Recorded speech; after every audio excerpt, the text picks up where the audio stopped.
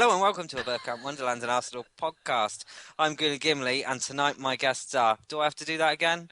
No, that's fine. Good Just stuff. Just carry on. First up, he's producer of the pod and main button pusher. It's Danny the GFP.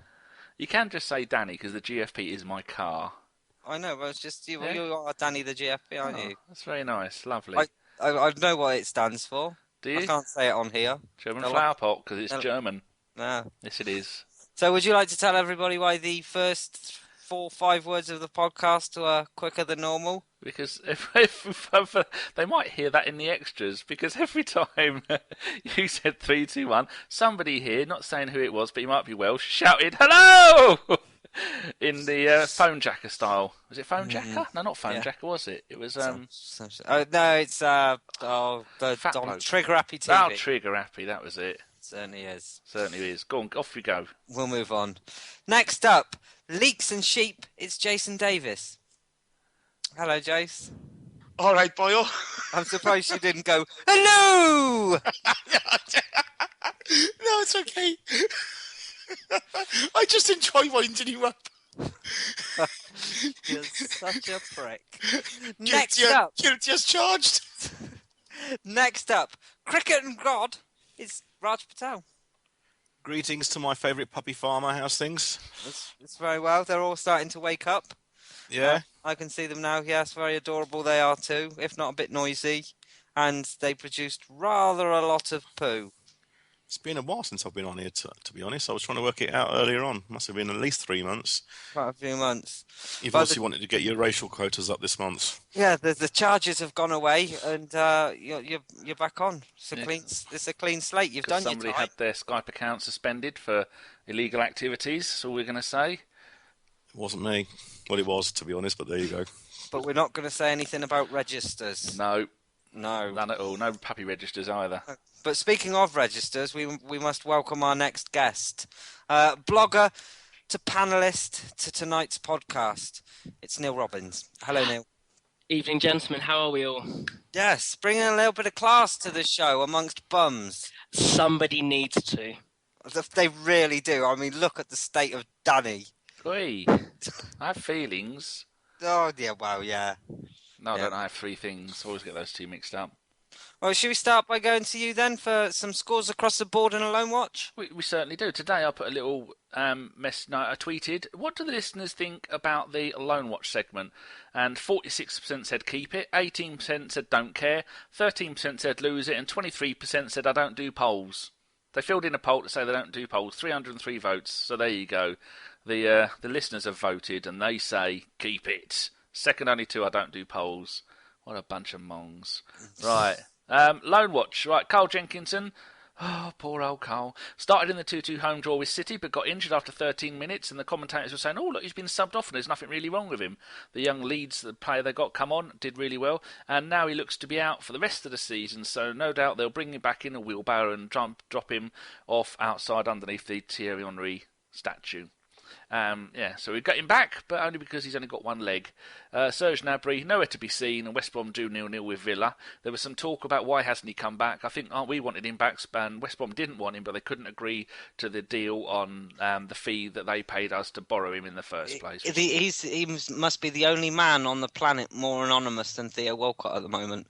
So no goals. Oh, yes, there's him. We've got hundreds of them. Oh. They'll all come good one day. Hey, it was Sanogo's birthday this week. Was it? Oh, yesterday. I saw a tweet from Darren Berry. Yeah, fuck me now. What's the point of that, Happy birthday. Get back to being a postman. It's almost as bad as wishing Fife happy birthday every other week. Oh, and it was Chris's birthday this week, and so we were all really nice to him. And we all chipped in for a bottle of rum and some... to keep off the scurvy. Anyway, Damien Martinez at Wolves, they drew 1-1 away at QPR, and he wasn't in the squad, which normally he was either first or second choice. Now he's not, so I don't know what's going on. Ashley Maitland-Niles. Conservative. Thank you very much for joining in. Unused sub, and they lost 3-0 away at Birmingham. Chupa Chupa Apcom and Isaac Hayden. Hull won 1-0 away at Fulham. Chupa Chupa was not in the squad, and Zach started and came off after 71 minutes for some ex-Tottenham big fat lump. called Huddlefield Stone Town, whatever his name is. Oh, here we go. A bit of good news at last. Super John Terrell, future England legend, Birmingham City. John started in the Sanchez position as Birmingham played a same formation as we play, and he scored, and he played brilliantly, and they beat Ipswich 3-0. Oh, the Messiah is back. Wellington to his mates. Silva started as Bolton, finally got a win. They beat MK Dons 3-1 at home. He started in the Sanchez slot again as they played the same formation we do. He came off after 86 minutes, but they won, which is a miracle. I think we need to give that Wellington the boot. Do you? Yeah. Oh. A new player out on loan, Glenn Kamara, who is a Finland international. Chris's son. He looks about as Finnish as I do, but somehow he managed to play for Finland. I think one of his parents is from there. Maybe he was born there. Anyway, who cares? Blatantly means he's rubbish that he can't make it into like one of the big teams. Oh, he's on loan at Southend United in League One. Southend beat Coventry 3-0, and Coventry. But could he not find a member of his family that was from like a decent country? Why? Like how dare Spain you pick or on Scandinavia, England or Italy or something like that. I mean, we've got a lot of listeners in Scandinavia. I think you need to apologise. I'd like to say hello to all of them. Would you? But I don't retract my comments. No need for that. Anyway, Glenn wears the number 25, like our Arsenal legends, like Kanu and Adebayor, who's now he had a Palace birthday player. this week, Kanu. Did he? Yep. How old is he? 21? 31 again. Oh, lovely. Anyway, so he's on the bench, didn't play. But when you get a player on loan, you should just put him on the bench for a while. Oh, Wojciech Szczesny at Rome. From bad to worse. They lost 1-0 away at Juventus. That's one league win in the last 9 games, including 6 draws. They're atrocious. And they've just got rid of the forehead. They sold him to some Chinese club. So there you go, he's gone. Breaking news about Yaya Snow Goals. Ajax drew 0-0 at home to Heracles. Snow Goals is still MIA. It was his birthday this week. Well, I heard. So if anyone sees Snow go, just give him some food and 10p for a cup of tea, because God knows he isn't getting any bonuses from And don't goals. forget to stroke his dog. Yes, indeed. Another class player, Gideon's LLM. No. Thank you. Rangers won 2-0 away at the European legends that are Morton. And LLM started and played 58 minutes, which is good because he's only just come back from injury. And there you go. The under-21s drew 0-0 at home to Swansea. Rosicky started and played 45 minutes. They are now third, 4 points behind Derby with 2 games in hand. The under-18s got smashed 3-1 at home to Fulham. Eddie Nikita put us 1-0 up and then we fell apart. Apparently the weather was quite bad. They are now fourth, 12 points behind the Chavs with 1 game in hand. Sorry. Yes. Because it's ski playing for the under-21s. Christ, he's as old as the rest of them combined. He is actually, yes. 102. That's why he only played 45 minutes. Anyway, it's good to see him back. Means he might get a game as a sub, get injured, and he'll be out for the rest of his Arsenal career. I've just seen a picture of Raj's cake. It looks a right treat. So if anybody hears any nom nom nom nom nom, Raj got a massive free cake. Not that you'll hear that in the extras, Raj? There we go, Gimli. It's got a file and a saw in it. Why would he need a file and a saw? To break out of prison. Oh. For the offences that he was banned from Skype. Trumped up charges. Yes. Right, get on with this roller coaster of love before I'm sick. I certainly will. So we'll kick off tonight then by talking about the game at the weekend, which was our 1-0 home loss to Chelsea. Raj, I'd love to be able to throw this over to you, but you probably have a mouthful. So, Neil, if you'd like to give us your thoughts on this one. It was a horrible game. We didn't start very well. 11 against 11, we didn't look great. And obviously, once Per got himself sent off, it was pretty much game over. Chelsea know how to win 1-0 games. And once they did get ahead, I think we all probably felt the worst. Looking at it, I was really frustrated when I've watched it back as well, watching the Mertesacker situation again. I think he was really, really foolish. He was never going to reach him. Whether or not he touched him is another different scenario.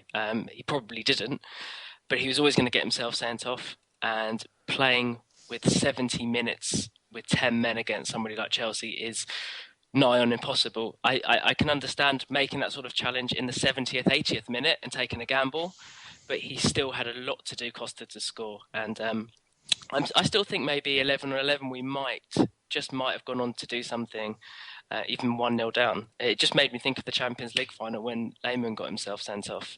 When you play that long, it makes it very, very difficult. I don't buy into the whole substitution issue either. I know that's been a big thing with the fans this week. I think he had really good reasoning for what he did. I think tactically it was potentially the right thing to do.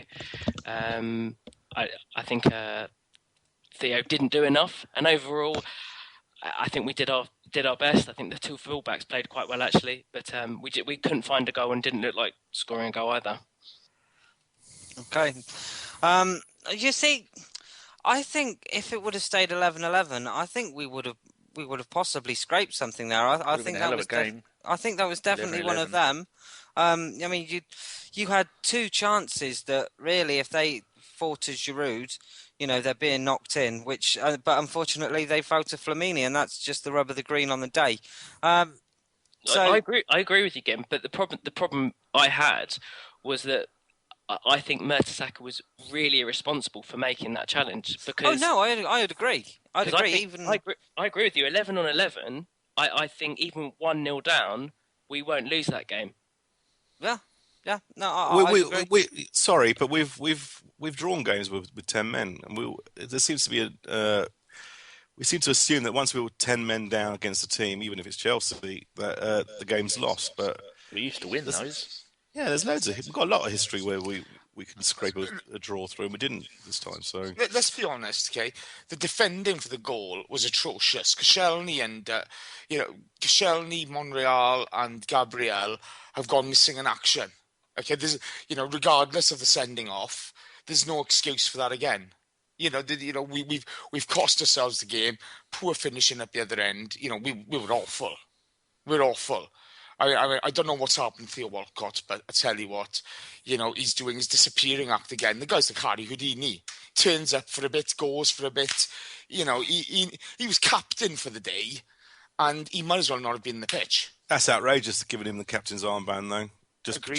And then they gave it to him just because of that occasion. I mean, it sends out the wrong signal, doesn't it? Yeah, makes the armband worthless in some ways. You wouldn't have had Tony Adams allowing that to happen in his team, and even other captains since then. But it seems like the captaincy isn't really that kind of honour they used to be, and anyone can have it these days. So I wasn't too impressed with that at all.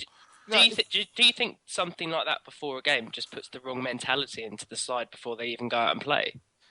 No, he shouldn't do. They're professionals. They're on $100,000 a week, so they have to go out there and do the job. But we do need a captain, and it didn't. I don't think it affects the result in any way.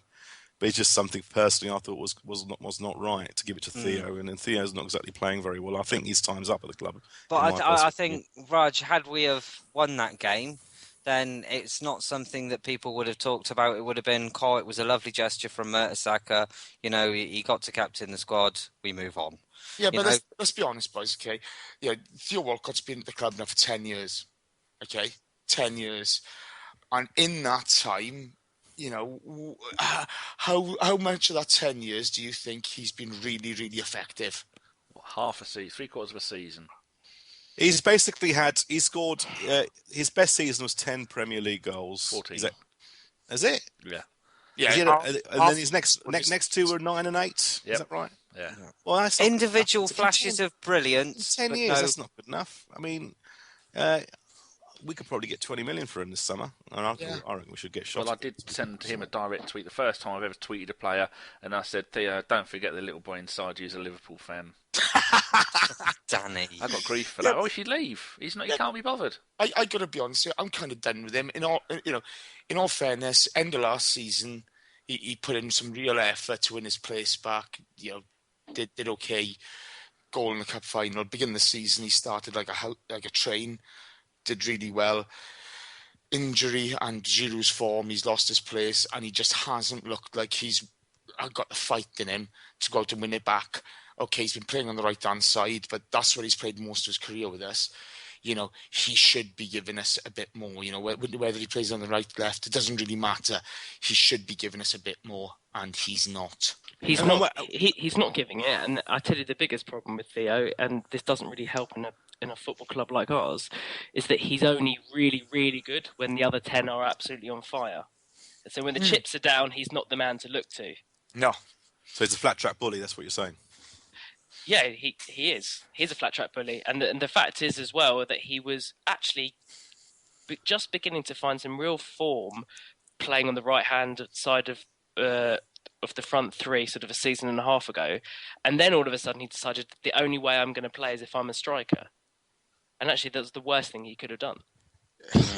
In all honesty, boys, the thing that offends me about him, he goes missing so often.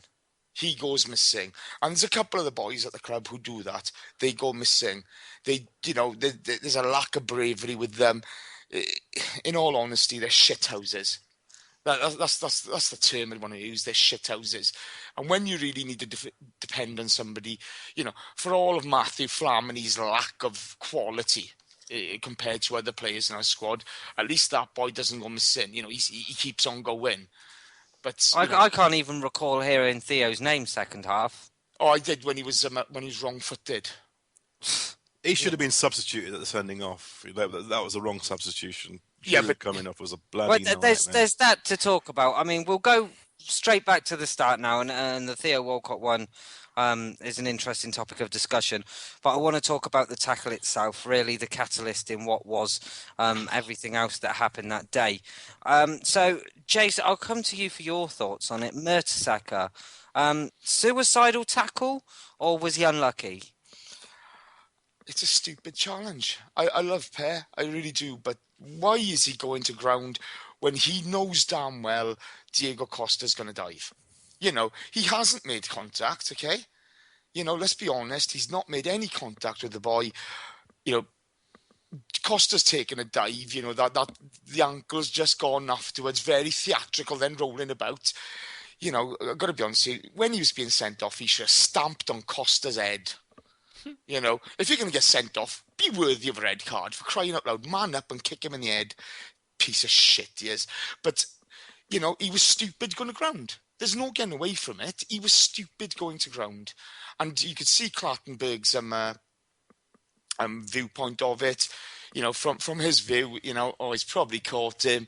I know Diego Costa's a diving scumbag, but, and Clattenburg's only too happy to pull out the red card, isn't he?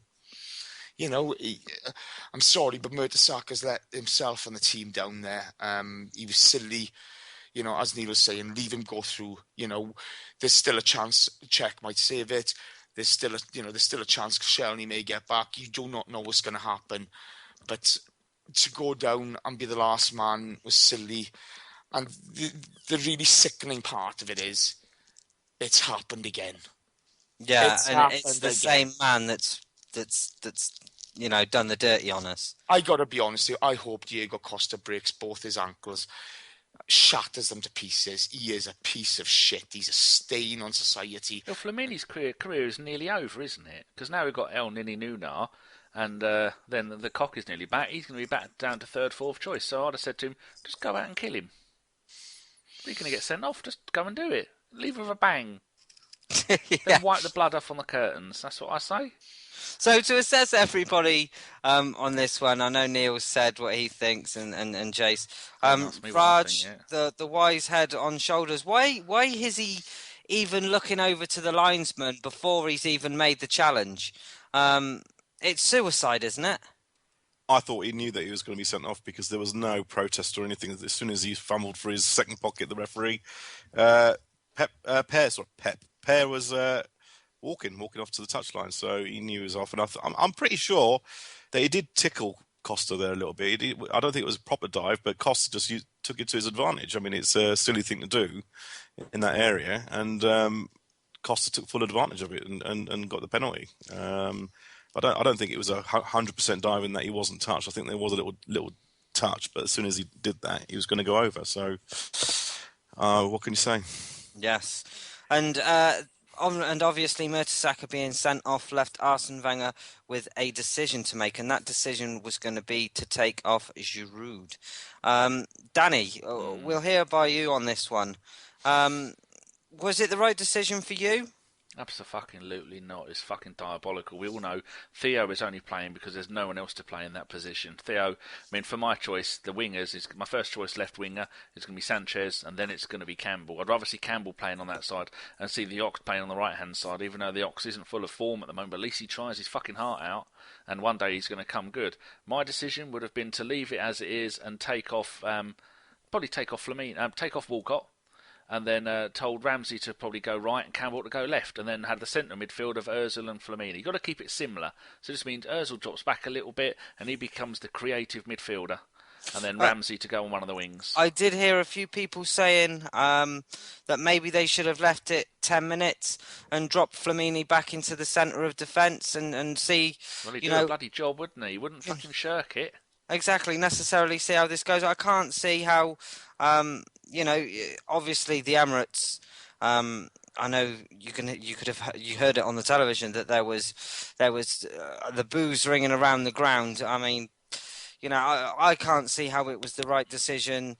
I don't think Theo played as well as he could have done in that game to justify that decision. For me, Giroud does more. Neil, you were at the Emirates. What was the overall decision or thoughts from the fans when they saw Giroud having to depart?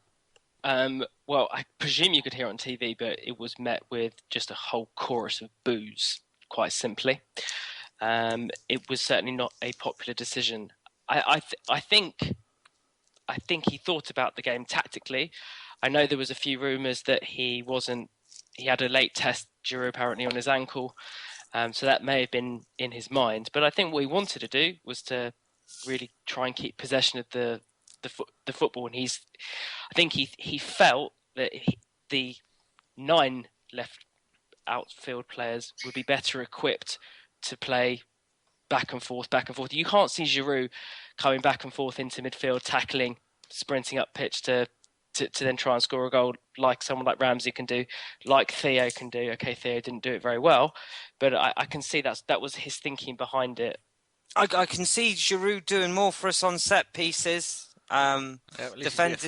defending set pieces as well. That is true, but if you're thinking about it in the context of a game of trying to have 9 men behind the ball, then 9 men pushing forward, Giroud's not that guy. Let's get something straight, okay? Giroud's not got the best record against Terry.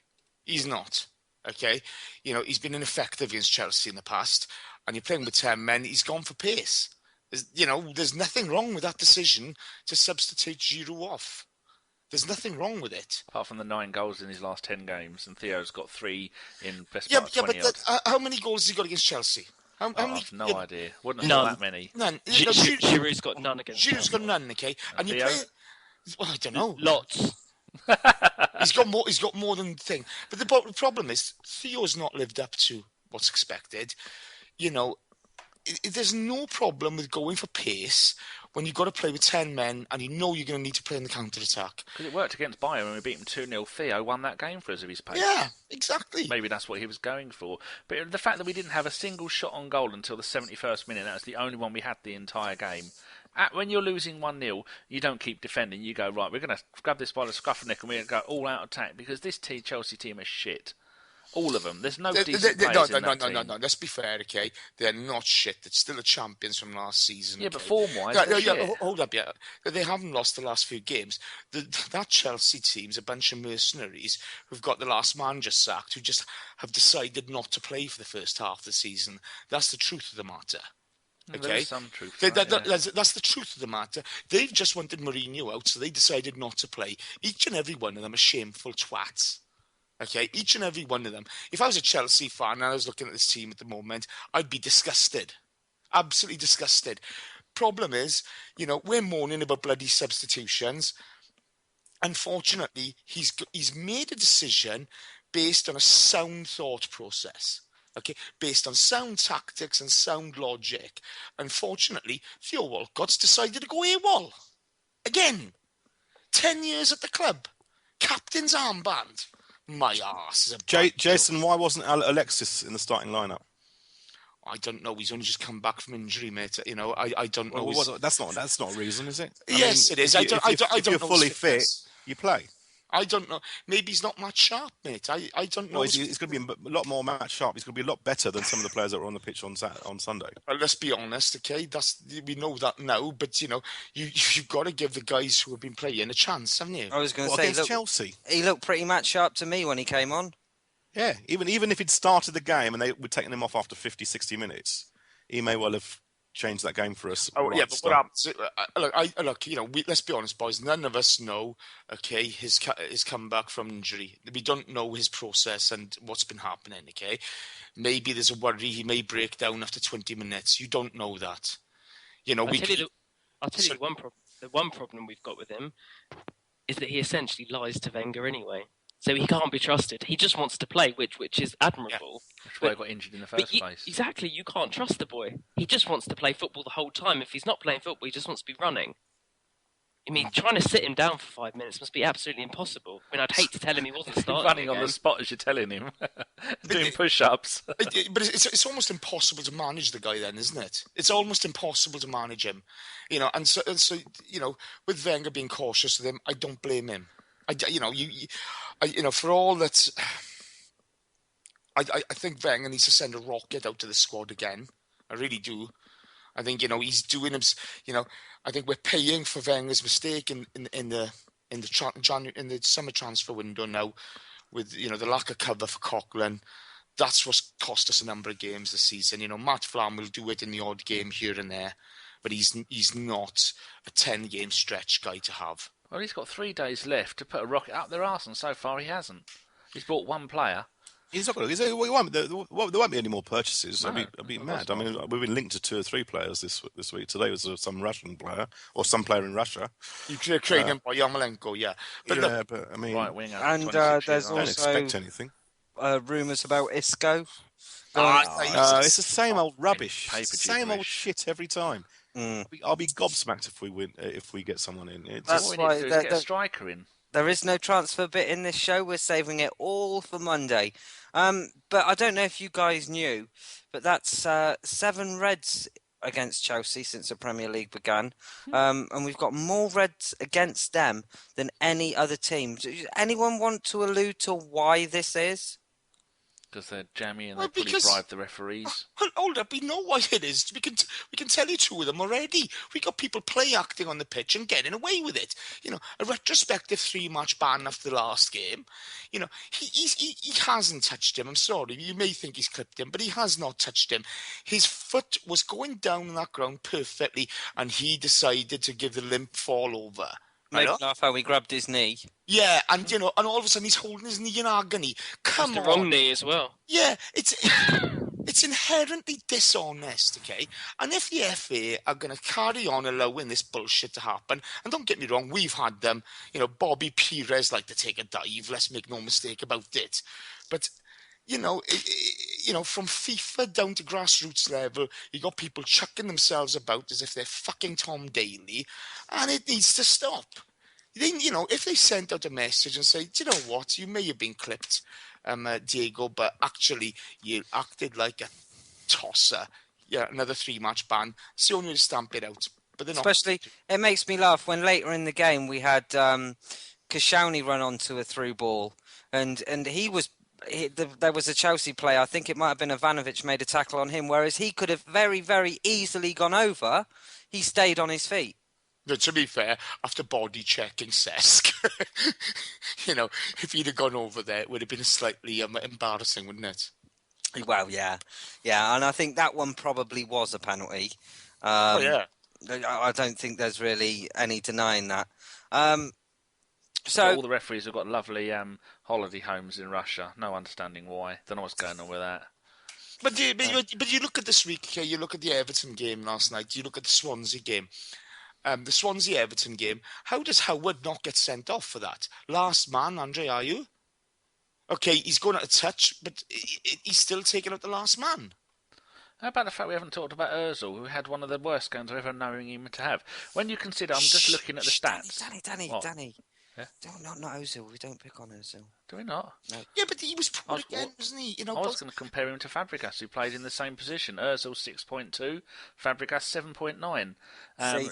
Their pass success rate 77% for Fabregas for Ozil, 83 for Fabregas, and possession was terrible. It didn't have a single shot on goal from any of our players. It was terrible. In all fairness, from the Joel Campbell chance at the beginning of the game, okay, where he scuffed his difficult opportunity, yes, but we just haven't performed, have we?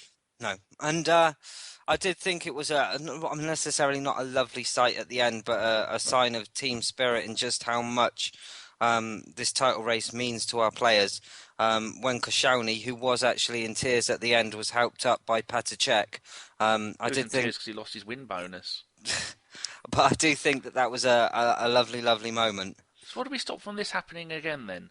Do we just say, right, Theo, you're not playing anymore? Because now Sanchez... I can answer this. Go on then. Quite easily. Go on then. Shoot more. Shoot more? Shoot more. I didn't fucking think of that. That's so obvious. Get a bit nastier. Get a bit nastier on the pitch. And Flamingo got a rating of 6. I want nasty. I want them surrounding the referee for cards. Do you want them to spit in your face and pull your hair? Only when Jace does it. Hey. You fight fire with fire, don't you? Not being funny. Raj is absolutely right, so isn't he, okay? This team needs a bit of fucking backbone. Make no mistake about it. There are too many nice guys in the team. You want somebody who actually wants to rip somebody's face off and show it to their mums. There you go. There's your son. He's half dead. Remember what Tony Adams used to say? We used to win the game in the tunnel on the way into the match. Adams, Keown, Vieira, Petit, they'd fuck anybody out, and they knew it. They said we'd intimidate them in the tunnel. The only team that didn't often do it to was against Man United because they had Roy Keane, who was a one-man killing machine. And we don't have that anymore, do we? Too many lightweights. They're going, oh, look at me. I'm wearing my lightweight boots made of paper. I'm tiptoeing around the pitch. Other than Flamini, who's going to go in two-footed on every fucking time. But don't you think... right, Jace, there's not enough violence in football. But don't you think the massive problem is that even with 11 against 11 for the first 10, 15 minutes, we didn't look confident. We looked shit. We did look shit. I was trying to be nicer. Were you at the game? You were, weren't you? Yeah, I was. Yeah. What was the atmosphere like? It was nervous because the players looked nervous. And the massive problem is they give Chelsea so much respect. They should have given Chelsea no respect. They should have been, you've had a crap season, you've come to our place and we're going to annihilate you. But what they did instead was, here, you have the ball, you play it your way, we'll play at your pace and we'll let you play the ball around as you wish. And we got a mental block with Chelsea, and I don't really care what happened in the Community Shield this year because we haven't beaten them for 9 years in the league. Bang on. That's not good enough. But this is the problem. We got a mental block. Apart from one game where we beat them 5-3, and that's the only one. Yeah, but the thing is, we got a mental block with too many teams, haven't we? It's like with Stoke. Okay, just shit the bed. But big time Charlies. People talk about the Stoke away game last season, and they say, they play rugby. Stoke outplayed us last season. They outplayed us for the first 45 minutes. We didn't turn up. And unfortunately, I love Arsene Wenger, but there is something to be said for how many times is he going to allow a team to go out on that pitch undercooked? How many times? Because this is another thing, where he's got questions to answer here.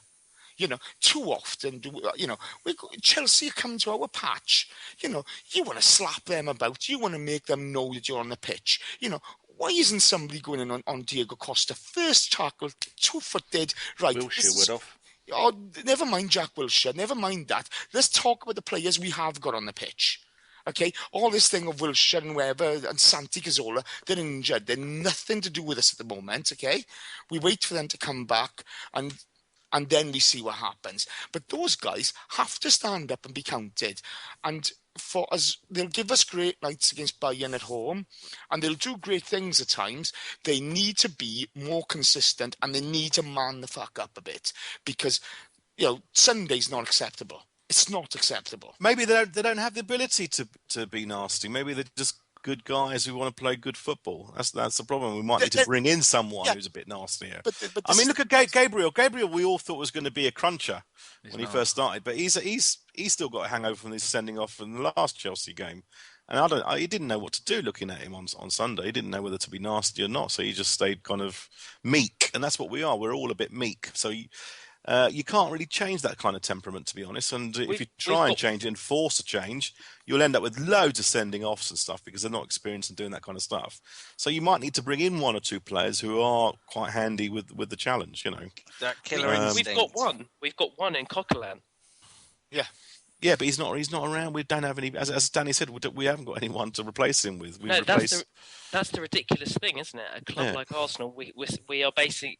It's all gone a little bit downhill since he's gone out the side. I mean, I know that's an obvious statement to make, but the fact that he's coming back now and you look at the results, it's so true, and it's what everybody feared. We're still there. That's the thing. We are. It's a crazy Premier League this year. And we can be down one game and lose, and then on Tuesday, De Bruyne, didn't we? Yeah, Tuesday we'll win, and I wouldn't be at all surprised we're back up top again. So, Man City are their best midfielder all season now. Yeah, I mean, Sunday was frustrating. I just find it annoying. We don't have the ability to beat Chelsea. We haven't beaten them in 4 years or whatever. But we can as a group of fans move on because. Yeah. You literally can go back top on Tuesday. It's that crazy this year. How about anybody listen to Andy Jacobs on TalkSport? The only decent show on there is Hawksby and Jacobs. He's a Chelsea fan, and he has said all season he's been slating Ivanovic, saying he is the worst player in the Chelsea team. He's gone from being the best right back last season to the worst. He said he's a liability. Any team has to attack down that the right hand side, our left, their right, and then just attack him. He got man of the match. He got an assist on the goal because Monreal was running around all over the pitch because Theo gave him no support on the left hand side, absolutely none, yet again. And for Ivanovic to get man of the match and get an assist in a game like that just shows how poor the team is when Walcott's there, because he's not doing his job. All he does is run as fast as he can down towards the box, get knocked over, lose the ball, get up again, do the same thing. That's all he ever does. Yeah, but Danny, he didn't even utilise his pace. He didn't even knock the ball past him and attack. Terry's a pensioner, for fuck's sake. It's lunacy what we do, and Raj is absolutely right. Okay, we haven't got players who can be nasty, so you bring them in. I mean, I'm still offended by the fact we only brought Peter Cech in the summer transfer window. I'm offended by that, and he saved our ass as well. Yeah, but is someone shaving their legs? I heard a lady shave. I've got to sort something out. I'll be back now. Just shaving my balls. Don't worry. Carry on. Beautiful. You're getting fed up all that hair in your chocolate cake. I haven't started that yet. So it was a miserable day then that was compounded by Mertesacker getting sent off, conceding the goal, losing, and a superfan being kicked out for making homophobic... Did you see the pictures? I did see the pictures. Shameful. I know. I'll drop it like Gimli. Do you know, especially when hasn't he just been employed by the club as some kind of rep or something like that? So I saw. Who's that, Mo? Yeah. He's employed to do the finances, and like Tesco, we're going under. And he's a homophobe. Homophobe. Yeah. According to reports, yes. Allegedly. Sorry, allegedly. We don't have any money. Trouble, boys. Otherwise, he'll be straight down the police station, and that's it. We'll all be on prisoner cell block H. We're going purely by the reports off of Twitter, and we all know Twitter can be trusted 100%. But in this, confirm or deny, probably say confirm. Well, in a cell with Raj. I don't even think he was to go there. Do you know what? You don't make me laugh. Shaving my balls. Oh, poor Mo. Yeah. So what do we do moving on from this then? How do we? Nothing we can do as fans, is there? Apart from just stick by them and just fucking put up with it. 2 points out of 9. You're more than welcome to be upset by a result, but this is the wrong time of the season to start choosing what side of the fence you're going to sit on and stuff like that. We've got to stick together as fans, and that's me being crazily trying to be positive about it. 16 games to go, anything could happen. I've got my own concerns, but I'm not going to publicly say them because I just want to stew. No, well, we'll see what happens. We've got FA Cup on Saturday. Beat them. We're in the is the fifth round quarterfinals or is the sixth round? Fifth round, yeah. Fifth round. So Then the there's sixth. this, and then you've got Barcelona coming up as well. So just see what happens. But So if we got we need to man up a bit, as Jason said. We need to get some balls. So- I said on Twitter 10, 12 days ago, I said, we've got the skill, we've got the quality in the squad, but do we have the balls to see out the rest of the season? And I said it as a question, and a lot of fans said they doubted we had the balls, but we'll find out in the next 2 or 3 months. The truth Yes, is, this time to shut up or shut up. yeah, sorry guys. The truth of the matter is, Raj, bang on, okay? Yeah, we can't control what happens on the pitch, okay? I didn't realise that supporting a club meant they had to win every week. I didn't realise that. Does help though. No, it doesn't. It doesn't matter a shit, okay? You follow. Just think how good the ratings would be on this show if they did. Jesus. But, you follow the team regardless and you get on with it, okay? What's happened. We can mourn about it. You have every right to mourn about it, but it's onwards and upwards. When it comes to a pivotal part of the season now, FA Cup tie this week, Southampton home, Barcelona, all these games are coming up. Before you know it, we got Leicester. We've got Leicester at home, we got Spurs away. These games are going to start coming thick and fast. Instead of mourning and bitching, why don't we try going mental and making it, making it like a fortress, the Emirates, and just having a go. You look at Leicester City. To be fair to them, it's a 12th man in that stadium. The Emirates, it's all, why is he doing that? Hold up, I've got to answer my fucking email. Because the Leicester players play like they give a fuck. Half Yeah, the males don't. no, come on, Danny. You cannot say that. Yes, we have some bad performances, okay? But we also beat Bayern Munich at home. We're still only 2-3 points off the top. We're in joint second, we're in third place on goal difference, okay? We're still in this. And as Raj said, we do have a really good squad. More luck than judgment. Oh, fuck off. That's utter nonsense. No, it's not. Not being funny. It's not more luck than judgment. Yes, mistakes have been made. Wenger's making mistakes all the time. This is any other season. Hold up, we wouldn't be where we are. We've lost 5 games, we've drawn 5 games, and we've won 13. We've lost 9 in all competitions. Oh, I don't care, okay? In the league, we've won 13, we've drawn 5, we've lost 5. We're third in the league. You're in that position on merit, not on luck. Okay. We're lucky that the other teams are all losing as well. Oh, come on. You can't think like Look that. at Leicester, they've lost 2. That's the kind of form that champions would have, not losing 5. Even the scum have only lost 3. Yet Leicester are only 3 points above us because they've drawn 8 games, okay? Right? Look, you can't change, you can't do anything what other teams do. You can't do anything about it. All this bullshit of if we win the league, it's the luckiest win ever. Don't leave the championship in other teams' hands. Take it, grasp it yourself and do it ourselves. Absolutely, but we're still in it. The season's not over just because of another loss. I think in the fans' defence that there's might be added rancour at the moment because pretty much all of us know that this is one of the best chances ever to win the Premier League this season. And some of us, including myself, know that in future seasons it's going to get a lot harder. It's going to go back to what it used to be because the TV money coming in. And it's not. I'm not talking about Chelsea, United, City, or whatever. It's the Leicesters and the Stokes who are going to have all this money, and they are quite willing to spend. Leicester at the moment looking for another striker. They know they need another striker, and players like Aturbe, Bournemouth, Shaqiri's and Bojan's at Stoke. Those kind of players are flooding into the league. Oh yeah, a few years ago we were asking. Well, most of the fan base were begging for us to sign Mvia. He's playing. Who's he playing for now? Sunderland. Yeah, so these players are getting out to the other teams. They're not. They're all not going to go to the big 4. But our next game is with all these other clubs now having 100, 200, 300 million pounds extra to spend because of the TV money. They are going to go out there and buy players, and so it's going to get tougher. And so this year, a lot of us think that this is our best chance to win the Premier League. So when we do drop points, there's going to be a lot more anger and rancour. As long as it calms down and we move on to the next game, that's fine. But I can understand why there's maybe a sense of panic amongst fans that come on guys, we got to get these points in. Dropping points against these teams that we've dropped points against in the last few weeks is not good enough because we can sniff that Premier League. We are.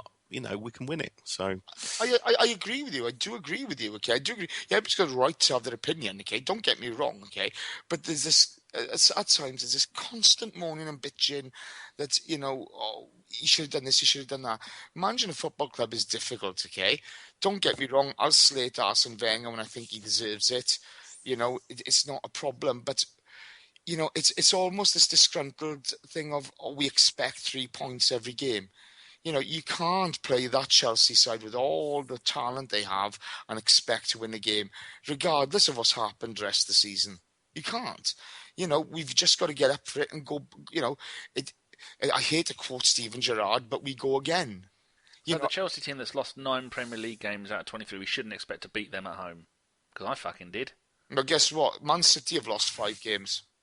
Yeah. The cold reality is that if you speak to a lot of Chelsea fans, and I've got a few Chelsea mates, sadly, and they're all saying that was their best performance of the season. And if you look at the game, if you look back at the game, or even watch it again in the next few days, John Terry was superb. Fabregas for once was excellent. Willian was brilliant. Costa's back to himself. He scored 4 out of 4 goals in the last 5 games or whatever. Willian was superb. Oscar was great. So, they had their best game, and it's just annoying that it was against us. But we did leave them play as well, didn't we? We let them play. Well, we had to. We had 10 men, and I still think it was the wrong substitution. Yeah, but that's fair enough. I think it's wrong substitution, but there was sound reasoning behind that. Whichever one he'd have chosen. If he'd have chosen to keep Giroud up front, I wouldn't have mourned. And choosing to put Walcott up front, I wouldn't have mourned. It's just Theo's lack of fight at the moment that annoys me. I mean, look at some of the other teams that have got that. Turbe, he's gone to Bournemouth for about £800,000 loan fee. And he's a fantastic young player. Why is he going to Bournemouth then? Because Bournemouth have got a lot of money, I suppose. I don't know. Because Bournemouth have got rid of the bloke they had on loan from Chelsea. He's a fantastic player. Why aren't Real Madrid in for him? Why aren't Barcelona in for him? Because they're not the type of players that go to Madrid and Barcelona. They are your kind of category B players who are going to end up at Stokes, Bournemouths and Southamptons and stuff. I mean, going back to what Leicester are doing at the moment, they are trying to buy a striker for 18, 19 million pounds. I was wondering why they're going to do that. Well, firstly, because they're top of the league, and secondly, because the higher up they end up in the league, the more money they're going to get. So if they spend 20 million pounds, they'll probably get that back in TV money. So it's a sound investment, and they're on a trip of their lives at the moment, Leicester. Good luck to them. Hey, good luck to them. As long as we beat them and win the title, I don't care. But it's this thing of, I don't understand why Arsene Wenger's not strengthened the squad. I got to be honest there. Because they're probably, I hate to say it, but they're probably in this transfer window, unlike last summer, which I'm still pissed off about, but I'm not going to mention it ever again. But in this transfer, they probably aren't the calibre of players that we need at Arsenal, that are prepared to move to Arsenal. Jeff said a couple of months ago that there might be a chance of some players because of the European Championships and players want to get first team football, but there doesn't seem to be any players that want to move. But the one thing I kind of find is, we don't know how El Neni's going to go. We have no idea. Right? He's got to play on Saturday. He's got to play on Saturday. If he doesn't, then that's going to worry me. Yeah, it's a pointless signing then, okay? Because you don't need a team full of Galacticos, okay? You need players who are going to fit into the squad, etc. Okay, it's all sort of cogs that make a machine work. You know what I mean? That's a premise. You need your Edus, you need your Ray Parlas, you need your Carnus, guys who are going to come in and do a job for a certain length of time. And this is the bit I find a little strange. That, okay, I was talking to Dom before Christmas, and I said, if Wenger doesn't buy a midfielder at the very beginning of the transfer window, then to me it's time for him to go, because it's incompetence. You cannot leave Coquelin out injured and rely on Matt Flamini and Mikel Arteta. Why Mikel Arteta was given another year, I don't buy any of the bullshit. I think the future of him is being a coach at the club, maybe. But not being funny. If his future's as a coach, an expensive coach. Yeah, employ him as a coach. You do not take a squad number up with a guy who you cannot rely on, and you cannot rely on Mikel Arteta. End of. Right? But he's gone out. He's bought El Neni. Great. Now let's see him play. And he's got to play against Burnley. Let's be fair.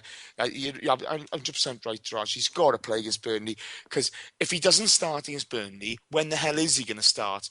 Stokes, too much of a nasty environment. Oh, you can't play him against Chelsea. Oh no.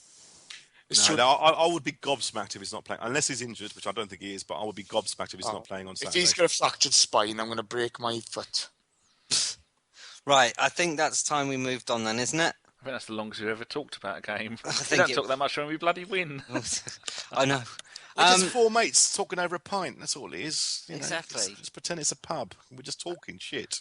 I want So crisps then. the next segment of this pub talk is where we're going to each panelist to talk about a chosen topic that they have for this week. Now, I've asked each of them to go away and think about something within the Arsenal world that's either bothered them or made them think.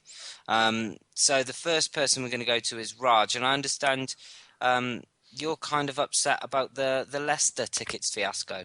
Me and about 30 other thousand people, especially the Leicester fans.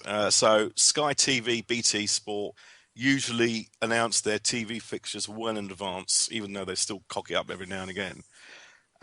But for some reason, and I know, well, we know what the reason is because Leicester are top. They've decided to show the Leicester game on TV. They've moved it to a Sunday when it was originally a 3 p.m. kickoff. And they've only given fans, both home and away, 3 weeks to change their plans. Now, one of my mates was going to bring his 2 young kids, 9 and 10 years old, to their first ever Arsenal game. These kids were so excited. They've got their shirts and stuff like that. And, I'm not a father, but I know a lot of my mates who are Arsenal fans, that they're fathers, and it's been one of their biggest things in their lives to bring their kid to the first Arsenal game. So he can't do that now because it's moved to Sunday, and they've already had plans that they can't get out of on Sunday. There's a lot of us Leicester fans who've bought rail tickets and they can't get refunds on rail tickets. And personally, I'll be mad if anyone disagrees, but it is absolutely outrageous and disgusting that Sky and BT are allowed to do this. A lot of fans, for some reason, blame the club. I don't think so. I don't think it's the club's fault. It's that they don't have any control over it. They don't have any power over it, from what I know.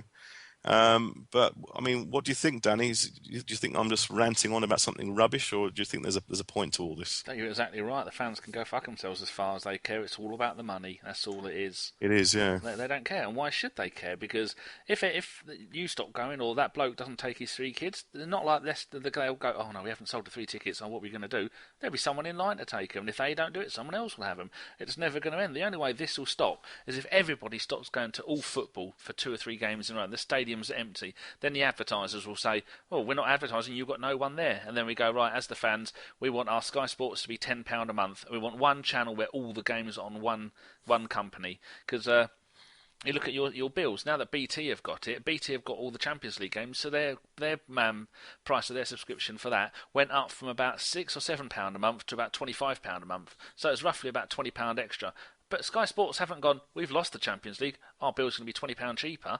So they're still having the same thing, and my annoyance to do is going to be, I was trying to think of something, but the only thing I can think of, if you've got Sky, has anybody here got Sky BT, Sky Telephone?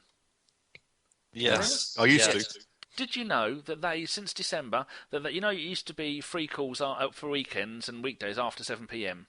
Yes. They've now decided to charge you £4.50 a month for that. And they haven't told anybody. I didn't get told until I went and had a look at my bill. I rang them. I go, what's this for? And I went, oh, the free calls at weekends and after 7 p.m. is no longer free. I said, why didn't you tell me? Oh, we've sent out an email to everybody. So that's just more bloody money. So they're ripping you off for the £20 per game. And until all the fans get together and decide, no, we're not putting up with this anymore, it's never going to change. It's going to keep fucking us over and over. And without the fans, there is no game. There's no advertisers wouldn't be interested. The players wouldn't be getting paid. The clubs wouldn't be getting paid. And there'd be nothing. But people don't realise that because they only give a fuck about themselves. They don't give a fuck about other fans or the game. It fucking winds me up. I want to hit people. Put me in charge. I'll sort it out. But am I right in saying that the club have offered to refund the fans that can't make the game? Oh, if they have, that's a great. I mean, I don't know about that. But if they have, that's a very classy move. Well, they're going to pay for the train tickets and then the. No, I believe they're going to accommodation. Refund the cost of the ticket. Well, if they have, and that's very good. That's very good. But I mean, Danny's spot on. The thing is that we can all moan about it, but we don't do anything about it. So it all just perpetuate, and they'll just keep taking the piss out of us. Let's be honest. Sorry, Jess. Before they made that announcement, I've had half a dozen of my mates begging for Leicester tickets, and I said, look, I can't find any. Ticket exchanges sold out. The game's sold out for weeks, and because for the first time ever, I think a Category C game involves the top of the table clash. And I don't think that was obviously predicted by the club or anyone. So they've given it a Category C game. All the tickets are £26, or a lot of them are, which means it's going to be a sellout game. I checked the day after they made this announcement, and there was tickets on Ticket Exchange. About 3 hours later, they'd all been taken up again. How much were they up there for, though? Were they had a massive increase? Just face value. It's just face value. Oh, is that for people who've got season tickets that exchange them? Yeah, because they can't make the Sunday, but the people are buying them because it is a Category C game, so all the ticket prices are low. But it's a massive, massive game, and no one could have predicted that Arsenal-Leicester would have been a game that most people wanted to watch, because you'd have thought Leicester would be kind of mid-table or bottom of the table or whatever, but they're not. So it's kind of balls everything up, basically. And then Sky have taken advantage of them, or is it BT? I can't remember which one, but they've decided that we'll give you 3 weeks' notice. We're going to move it to Sunday because there's a big game.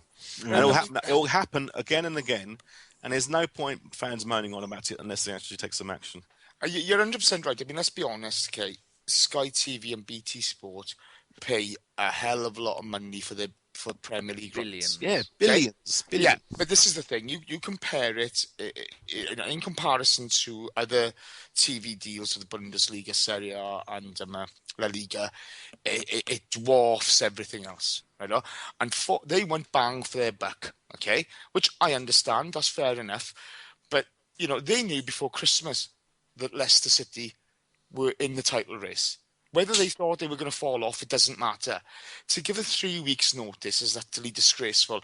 And, let's be honest, the Premier League are made up of the member clubs. It's about time the clubs did something for the fans in that respect.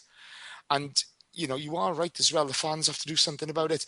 But I think this thing of, going in 10, 15 minutes, the way the Leicester fans are planning and staying outside for 10 minutes, 15 minutes or whatever it is, it's a great idea, but, is everybody going to join them?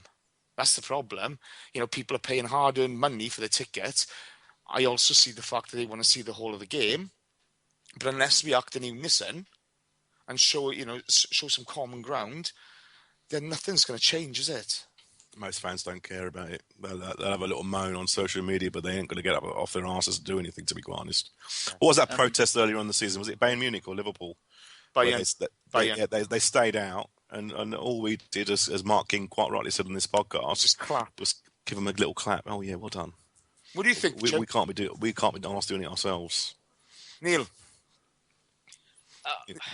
it's an utter disgrace. I mean, I was just mentioning to you boys before the pod that I'm taking my two little girls for the first time this weekend, and I would have been absolutely gutted if that had changed. You are ruining people's plans, weekends, lives in some cases, especially for little kids. I just don't think it's very, very fair. I mean, my gripe was kind of entwined with Raj's, so if I will spout my crap now, is actually the way that Arsenal deal with the season ticket holders who can't make games. Raj mentioned we have this ticket exchange system, and it's appalling because you have to do it days and days and days before the event, before the day. And the club, I think, by having this system, are essentially saying they don't really care if the seat's filled or not. They don't really care if there's a full ground or not because the ticket's sold. And I think that's a huge issue because we need that ground full of fans who want to be there and every seat taken, especially when you're trying to go for a championship. But you can't, the day before, the night before, even on the morning, go on there and put your ticket on because they don't have time to process it. And if you're telling me in this day and age that I shouldn't be able to say that one of my little girls is ill and my two tickets are available at 10 o'clock in the morning, and somebody who lives close enough to the ground wouldn't say, I'll take those and go on the ticket exchange that morning, I think is nonsense. They should be able to go buy them online, pick them up from the box office before the game. And I think we have a real problem with that, and too many fans can't get rid of tickets during the week, maybe on a Sunday at 4 o'clock, and that's why our ground looks so empty in patches. It's always in the same corners. I think you're spot on. I think the system that they use is antiquated. It's run via Ticketmaster, and I think the AST via Tim Payton are actually doing quite a lot to try and change this. But you're right. I think that if you could sell your ticket up to an hour before the game, you'd sell more seats, because I'm sure a lot of people wake up in the morning on a Saturday and say, actually, I've now got a day off. So let's see if I can go and get buy a ticket at Arsenal. And the cut-off is 3 p.m. the day before, I think it is, isn't it? So. Yeah. that's about 24 hours before the game, and there's no reason. We're in 2016 now, and there is software available which can allow you to sell your ticket on the spot. And a lot of gigs now, if you go to, you get a barcode on your phone, and you can just scan the barcode in to get into the gig. And since we've got scanners there anyway at the gates, there's no reason why I shouldn't be able to do that. So they need to look at that, because I know that the club have got the money, but it's a service to the fans. And Neil's quite right. I mean, there are loads of empty seats at a lot of games, but I reckon a lot of them could be filled because you got people on the last minute who could decide that they have got the time to go and see the game, but there's no tickets available. I think a lot of people wake up on the day of the game. Sometimes they can be ill, their travel lets them down, whatever it is. The club must be able to, in the ticket offices there, be able to print tickets. And why would they give a fuck? They've got their money in their pocket. They don't care. But that shouldn't be the way, Danny. But that's probably a reason why they're not too bothered about it, because they've already received their 60 quid for the ticket. Also, why can't I sell my ticket? For instance, there are certain games because I'm away on tour or whatever, and you can't get rid of the ticket because it's not really a popular game, in inverted commas. Why can't I sell my ticket at whatever price I want? If my ticket face value is worth 60 quid, I'll take 20 quid for it. But I'm not allowed to do that. I've got to sell it 60 quid and give, so they can make their and, cut and again. give 12.5% to the club, and they obviously think that 12.5% of £20 is not worth their while. But it's all automated now. I'm in this business, so ticketing and stuff. You can buy a ticket to one of my concerts on half an hour before the show, and you get a barcode, and you just scan it in, and you walk in. That's what I do when I go to the Corn Exchange in Cambridge. They just send me an email, I print the email, and they scan it when I get there. Yeah, I went to South Africa to do the test series. All I got was a paper ticket with a barcode on it, and that was from 5,000 miles away. Printed it off, took it with me, scanned it at the ground 5,000 miles away, and I got in. It's not that hard. It's not that hard. You've just touched on the other thing that really bugs me about it, though, is the fact that they are happy to take my money and every other season ticket supporters' money, and if on a Monday before the Saturday I decide not to go and I sell my Class A ticket, I will get X amount of money for it. They're still taking 12.5% of that. I can understand that. Sorry, I'm eating chocolate cake now. You can see my mouth is full. I can't believe you haven't finished it. Times that by a few thousand tickets, and times that by 25, 30 games a season, however many, depending how far you get in the cups. That's a lot of money. Yeah, but someone's got to pay for the ticketing system, and it's always the customer, whether it's football, rugby, cricket, concerts, ballet, whatever. It's the customer. Wherever you buy tickets, it's £25 for a ticket, but you end up paying £28.25 or something, because the cost of the ticket administration is always passed to the customer. So I won't dig the club out for that. Maybe 12.5% is a bit too high. I reckon 7% is fairer. But someone's got to pay for the system, the software, and it's the customer that always pays. But then, with all the money, Raj, that they've been taking, surely they should have a better system. Oh God, no! Well, no, I completely 100% agree. They should have a better system, and we're in the day and age where you can adopt that system. But I just don't understand why they don't do it, because it's another good thing for the fans, and then you get the fans backing the club again and the board and all that. It's just positive stuff, and no one's losing a penny for it, because you can still charge you 12.5%. And again, we talk about, there's other things that come into this. We talk about the club being a classy club. I see it all the time. I love the Arsenal. I love the football club. I love everything about it. But there are certain things where they let themselves down. And this is another one of them. It's a bit like the minimum wage aspect, or we have outside caterers to do this. We can't influence them. If they really wanted to find a way to do it, they would find a way to do it. That's the truth of the matter. It all depends what their motivation is to actually put in place these systems or to enact on these things. And it does leave a lot to be desired, doesn't it? I bet if they were charging 50%, they'd pull their finger out. Or when people get sick and tired of going to football and being mugged off, and all the hooray Henrys who only turn up so they can play Championship Manager on their laptop, Gim? When all these morons stop going and the stadiums are half full, you watch the clubs then pull their finger out to try and get more people to go. I wish they banned him, Danny. I wish In some ways, it would be better if Arsenal brought in kind of footballing like business people who had kind of football connections or had a love of football, or even Arsenal supporters who had ticketing experience and stuff like that, who could think the way fans think as well, because it's very corporate the way most clubs run now, and a lot of these people that are employed by the clubs aren't really football people. They're just talking about the bottom end or whatever. So they just want to increase money for the club. But you know, wasn't percentage saying how many people will only use their season tickets for 1 or 2 games a season? Yeah, there is. I think you need to speak to Tim about that one, but he's got the stats. But there's a whole load of people who only use it like 6 times out of 20 odd games or something, you know. They got their money, they don't give a fuck. But I think you've got to boil it down as well and say the more tickets that you manage to fill in that stadium, the better the atmosphere. The better the atmosphere, the more of a boost it'll give to the players. That would be the footballing reason. It's a footballing reason, yeah. But the people that we're talking about are corporates, aren't they? Yeah. They are experts in ticketing and marketing and whatever, but they're not really with football. They haven't got football in mind, or even though they're working for a football club. Sounds a bit weird, but I hope you understand what I'm saying. No, perfectly. Is there anybody else that's got a topic of discussion this week? Mine's in with Raj is exactly the same thing. It's never going to change. Neil? Burn the place down. Well, no, I thought mine was about the ticket exchange, so mine went in very nicely and seamlessly with Rogers. Oh, and Jace, let me guess, yours was about something to do with ticketing too?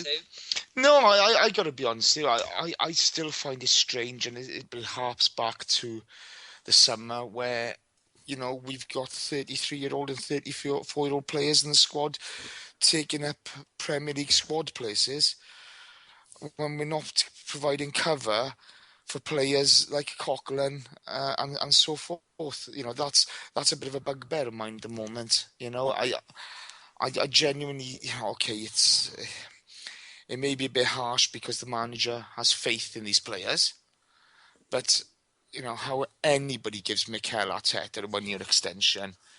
He's not going to get another one though, Jace, is he? Well, I'm not being funny. Nothing would surprise me. You know, no way. No, he's off. Yeah, but he shouldn't have had it last season. Last season, you know, the Dortmund game was an embarrassment for the boy. You know, and it's a shame because he's been a decent servant to the club. Okay, but, you know, the amount of injuries he had, the fact that he's lost his pace, you know, people talk about him being a leader or in the dressing room, because he's not a leader on the pitch. We don't have a leader on the pitch. You know, we don't have that Tony Adams type. And, okay, whatever Arsene Wenger wants to play, fine by me, but... You know, it again boils down to, you know, we've probably dropped 6 to 9 points on the fact of having a lack of backbone and a lack of cover in these places, and you know, it's annoying me. It does annoy me. It annoys me a hell of a lot. You know, I cannot think, and this isn't with hindsight. I said it in the summer. I cannot think of a single reason that you give Tom Strzelecki another year extension. He's been a great servant to the club, but... He wanted to leave, though, didn't he? He wanted to go to Villa. Yeah, we should have let him go. I thought he wanted to go back home to Prague. Yes, back to Prague, wasn't it? But no, Villa wanted him. There's talks of him going to Villa, and again in the January transfer window, Villa. But either way, you know, you look at... You know, it's all needed to do... If you replaced Arteta and you replaced Tom Strzelecki, okay, I think we'd have been in a hell of a lot stronger position at this moment in time. Well, to give Arteta some kind of due, he did say he did put off signing the new contract and he said until I know that I'm going to be able to play. And then he just got 2 injuries, so he couldn't have predicted the 2 injuries. But I agree with you, he shouldn't have got the new contract. You couldn't have predicted the 2 injuries. We said in the summer. Yes, we did, yeah. He would get injured again. He's not of that. We should run the bloody club. Raj can do the tickets and we'll do the scouting from home. Last summer, we all said that. I think a lot of fans agreed that Rosicky, Arteta, Flamini would probably leave the club because they were just taking up space. It didn't happen, but I've got to say, this summer it's got to happen. Surely, it's got to happen. And the only reason it won't happen is because we're not prepared to replace them with other new players. We're not going to get in 3, 4, 5 players, which I reckon we might end up having to face the reality that, you know, last year we might only wanted 2 players, maybe 3 at the most, but maybe 2. And this year it might be double that, or even 5 or 6, because these players are taking up 25 squad places we have. Yeah. So they're taking up these squad places, but are we prepared to actually go out and buy the players we need, and in that number, because that could cost. That doesn't include players that have been brought through the club, though, or English players, I think. But let's be honest, who coming through the club is actually holding their hand up? No. I don't see anybody actually knocking on the door saying, the ghost of Abu Dhabi. Yeah, it's ridiculous, and I, for the life of me, I cannot understand why on earth I love Matt Flam. I love Matt Flam. But for crying out loud, he's done a fairly decent job at times, but he's not of the caliber we need. And you don't need to go out and buy world-class players all the time. You don't. A squad player here, a squad player there, a guy who's capable, who's fit, who's athletic, who can come in, who's got the basic skills to do a job for us over 2 or 3 games here and there. You bring a couple of those guys in, and it gives us a bit of a boost, But it's one of those bugbears. I don't know, Neil. What do you think, mate? I think from Wenger's point of view, he always wants to bring through the youngsters, the next generation. He only ever wants to buy 2 maybe senior players and make the rest up from internally. We're not going to have that option now. Too many players are going to leave because they haven't proved their fitness, because of their ages. And then I don't think those players would want 1-year contracts now either. I don't think Rosicky would want another one with us. Neither, I think, would Arteta. So there's going to have to be changes made.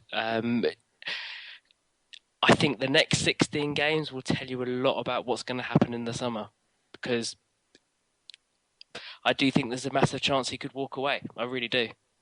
Who, Arsene Wenger? I really do. I don't think he will. I think if he wins the league, he could well do it then. He's going to do Ferguson. No, he's not going to do anything better than what he's going to do this season and just walk away. Because that's what Ferguson did. Exactly. And you can see the future. Well, wouldn't it be the perfect time to have won the league again, but you're leaving a squad and a club full of money, which there are places to be filled in the squad without having to get people out of the door. It would just be the perfect opportunity if he is really responsible, like he appears to be, for the goodness of the club. That would be the brilliant way to go out, leaving the club financially stable with buckets of money to spend and spaces in the squad to fill. But again, who are we leaving the club to, though? There are no names available. Pep's going to go to 6. That's Ancelotti's going to go to Real Madrid. Well, this is a whole nother conversation, isn't it? But Ancelotti's going to Bayern. Yeah. Sorry, Bayern. Yes, you're right. Sorry, Gim. Yeah, you're right. I don't know who the right person to take over is. But this is the thing, okay, so for argument's sake, Flamini, Arteta, Rosicky going in the summer, right? At this moment in time, I could well see Theo Walcott going in the summer. Oh, that made my day. Ox is having a tough time at the moment. Will he still be here next season? He'll come good. I hope so. I hope you're right, okay? But, there are a lot of players who actually, do you want to keep them? Are you sure you want them at the club? Because, for Theo Walcott to play 5-8 great games a season is not good enough for 120,000, 130,000 pounds a week. 3 goals, 3 assists all season, and he's played a lot. There you go. So Aaron Ramsey's got 4 goals, 2 assists. Aaron can do no wrong in my book. Yeah, well, guess what? A lot of people slagging him off the other day, and I just don't get it. I'm fucking flummoxed by it. But you're looking at it, and there's a blog the other day. Is it best to sell Aaron Ramsey? Fuck me. I must have lost the plot here, because, what are people on about? Santi Cazorla, there was talk of him leaving last season. Is he going to go this season? Because he's not getting any younger. Where are we going? I just think last season was a great opportunity to bring in 2 or 3 really top-class players, or really good squad players to hold us over, to really strengthen the squad, to solidify it. And I think we've missed a massive opportunity. My opinion is that if you thought last summer was important, or the summer before that, or whenever you thought the transfer this summer is shit or bust, I reckon. Yeah, I honestly think that. Yeah, but that's because of the inactivity last summer, isn't it? Yeah, it's just compounded the problems we have. Exactly. The pressure now is going to be massive. So unless we're going to go balls out and buy a couple of worldies and, 2 or 3 top squad players, I really worry about next season. I really do. I think he'll bring in one massive worldie. One. Okay, that's fair enough. But what about the other positions? Because Thomas Rosicki's done a job for us over the years.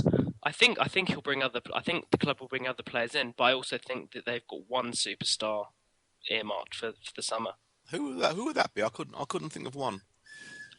Personally, I think they'll go for and they'll get Aubameyang. Is he a worldie? I'm not an expert. I think he is a worldie, and I think they would have, if Dortmund would have done business in this January, they would have done it. Arsenal would have done it. Dortmund were never going to do business this January. But don't you think that maybe he'll go to Liverpool now? Yeah, that's what I was thinking. Gone all mental in the head. Klopp's going to raid Germany like you've never seen before. I don't think. Listen, I think he can go and raid Germany all you like, but I don't think players are going to want to go and play for Liverpool. Right, I suspect if Klopp had gone on to manage Manchester United, or he'd waited for the Chelsea job, I think probably yeah. But players aren't going to go to Liverpool now. To go and play with John Flanagan and James Milner, it's not going to happen. But this is the thing. I mean, I'm not a fan of Aubameyang. You can't argue this form this season. It's been sensational. You can't argue with that. But is he going to be another? Who's the boy at Lyon? Lacazette. One season brilliant, the next season up and down like a roller coaster. I don't know. I'm not a fan of his, but I can't class him as a worldie. Sorry, I can't. But his form is sensational. But I see our problems, quite definitely in the midfield coming up because, okay, you've got Wilshere, you've got Rambo, you've got Ox, but Cazorla's getting to an age, Rosicki's going, Arteta. Whereas we had a plethora of talent in that area, you need some to really force that back up again because those guys are aged. And just not, they're going to be too short in the middle. Yeah. Leave Gimli out of this. Oi. Oh, they'll be standing on Chris's shoulders. You're fucking harsh. Is Gimli quite short then? I didn't know that. He's nearly 4 foot. Him and Chris are tiny. They're like, they're like the little guys under the Charlie. All right, at least I'm not Welsh. We'll move on. Aren't you? Why live you then? No, but that's the only thing. You've got 3 midfielders going, and you've got to replace those guys. And there's nobody holding a hand up from the academy by the looks of it. Where are we going to get those guys? That's if they go. You might get. I wouldn't be at all surprised if 1 or 2 of them get another year's extension because we can't afford to go and replace them. If Mikel Arteta gets another year's extension, I'm burning something down. Burning something down. Gimli's Castle, start there. The Tollington. Don't. Christ. Danny, I think it's probably best to go over to you for some questions next. Oh, jolly good. Right. We've had some decent ones in. Thank you very much, people. Carl, who is that? Oh, he's got underscores and guys and London in there. He says, do you think there is a mental block when it comes to us beating Chelsea, or are they just better than us? Or Jace, you seem eager. Mental block. Absolutely. Yeah, there is. There's no doubt about it. On Sunday's performance, showed them too much respect. You look at what Cesc Fabregas, and you want to break him in our first tackle, but do we do that? No. Diego Costa, after what happened the last game, you want to be in his face, you want to be winding him up, you want to be really niggling him so he loses his rag. We don't do it. Yes, we got too many nice guys in the team, without doubt, but surely if they can't get up for this one, what the hell can they get up for? Bob the Builder once says, can we do it? No. Really disappointed. Really disappointed. Neil, anything on that? You were there? Yeah, I think I mentioned before, we obviously have a massive mental block for Chelsea. The fact that they came onto our patch and we just let them play it, dictate the pace, play how the game they wanted to play, I thought was massively disappointing. The other massive problem we've had over the last 6 weeks is the old age Arsenal problem, is that whenever we have a chance to put down a real marker in the league title chase, we fuck it up. And that's something is very, very fundamentally wrong, in my opinion, with the club. Bang on. And do you know what? Okay, to put this in a context, it's like inviting some stranger in off. It's like inviting actually your worst enemy in off the street. Go on, my wife's upstairs in bed. Go and shag her. Really cheeky. That's how bad it was. I'll be there in 10. Gim, why can we hear you breathing? Are you touching yourself inappropriately again? No. Well, stop breathing then. Thank you. Right, should we move on? Does anybody else want to have a go on that? Hold your breath, Gim. Hold it. He can nearly hold it for a whole 10 seconds. His lungs are so withered. Right then, from Ellis Mel, he says, if we get past Burnley, do you think any fixture congestion could hamper our title challenge? And then he says he's been cheeky. He's put 2 questions. Also, we play Everton after the first leg with Barcelona and United after the second leg. How much of an impact will that have? Go on, Raj. Well, any sort of fixture congestion will cause us problems, but I don't think we'll last long in the Champions League, so you can forget about that. But I mean, it's the FA Cup, and I want to win the FA Cup again. It's the child in me. So I hope we beat Burnley comfortably on Saturday, and what I'd like to see happen is that we get just weak opposition for the next 2 rounds as well, so we don't get a big team, because then we might be forced to put out our first 11, which we probably can't afford to do in the FA Cup at the moment, because we've got so many big games coming up, because we are going to have to put... I mean, there's a lot of people saying, we should put out a second string against Barcelona. I thought, are you mad? This is the Champions League. This is Barcelona. We put out our best, because you never know what's going to happen. We all maybe think that it's not going to happen for us, but, miracles can happen sometimes, and you got to put out your first 11, and we're just have to look. There's nothing you can do now. You can't keep going on about the last summer and everything. We've got the players we have, and we're going to have to try and keep them fit for the next 16 weeks. It's going to be tough. It's going to be a real roller coaster, I promise you. Just had a telegram from Mr. Mark King. He says, the kid inside you, what team does he support? Hey? You said the kid inside me loves the FA Cup. Well, I do, So yeah. Just had a telegram from Mark King asking you what team is the kid inside you support. Tottenham. Thanks for playing along. Makes things so much easier. Yeah, sorry. You threw me there. I'm trying to be serious for once. I know, it's fucking disgraceful. I'm then, going to give myself a good slap later. Oh. Gimli, are you breathing yet? Yeah. Hey, what do you think to that? I'd just like to echo everything Raj said. No, Jason's doing the echoing tonight. Oh. See? Hello. Hello. Hello. I thought you were going to do that. Oh! Go on then, Jace, have you got any wise words on this? What's going to happen is going to be down to the ambition of the players. Their hunger. Do they want to win a Premier League title? The big clubs, the best teams, they cope with fixture congestion. I do agree with what Raja said. Absolutely, it would be nice to beat Burnley and get a nice easy tie next round. But the Barcelona games, we've got to go for them. We've got to have a crack. We've got to have a dip at them, We've got to have a go at every game from here on in. And, no more petty excuses, no more silliness. Let's see how much ambition these boys have really got. Yeah, exactly. I'd sack the chef so they go into every single game hungry. Yeah. Burnley are on a great run of form at the moment. 4 straight wins. They've scored 14 goals in 4 games. So now up to 3rd in the Championship. They're really no pushover. Plus their manager is an angry ginger Northern bloke. I think he's Northern. Is he Northern or is he? Who is he? A geezer. Oh, it's Sean Dyche. He's English. He's from Kettering. Kettering, not with an accent like that, I thought he was Northern. He's been manager of Burnley. Oh yeah, he blatantly spent most of his line down pit. Yeah. What we also need is luck. I forgot about that. We need luck in the next few games as well. So we do need a lot of luck. Yeah. Anyone else want to answer that one? No? Good, I'll move on. Right, the next one is from Andy8431.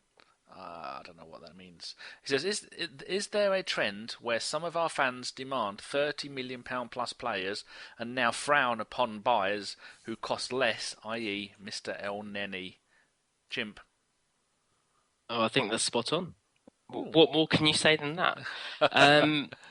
I mean, it has the opposite effect as well, doesn't it? I think people see a shiny new player and just presume all the prayers will be answered, and you see people clambering for El Neni to play. I mean, nobody's seen him. I mean, he might not be as good as Flamini. I mean, we just don't know.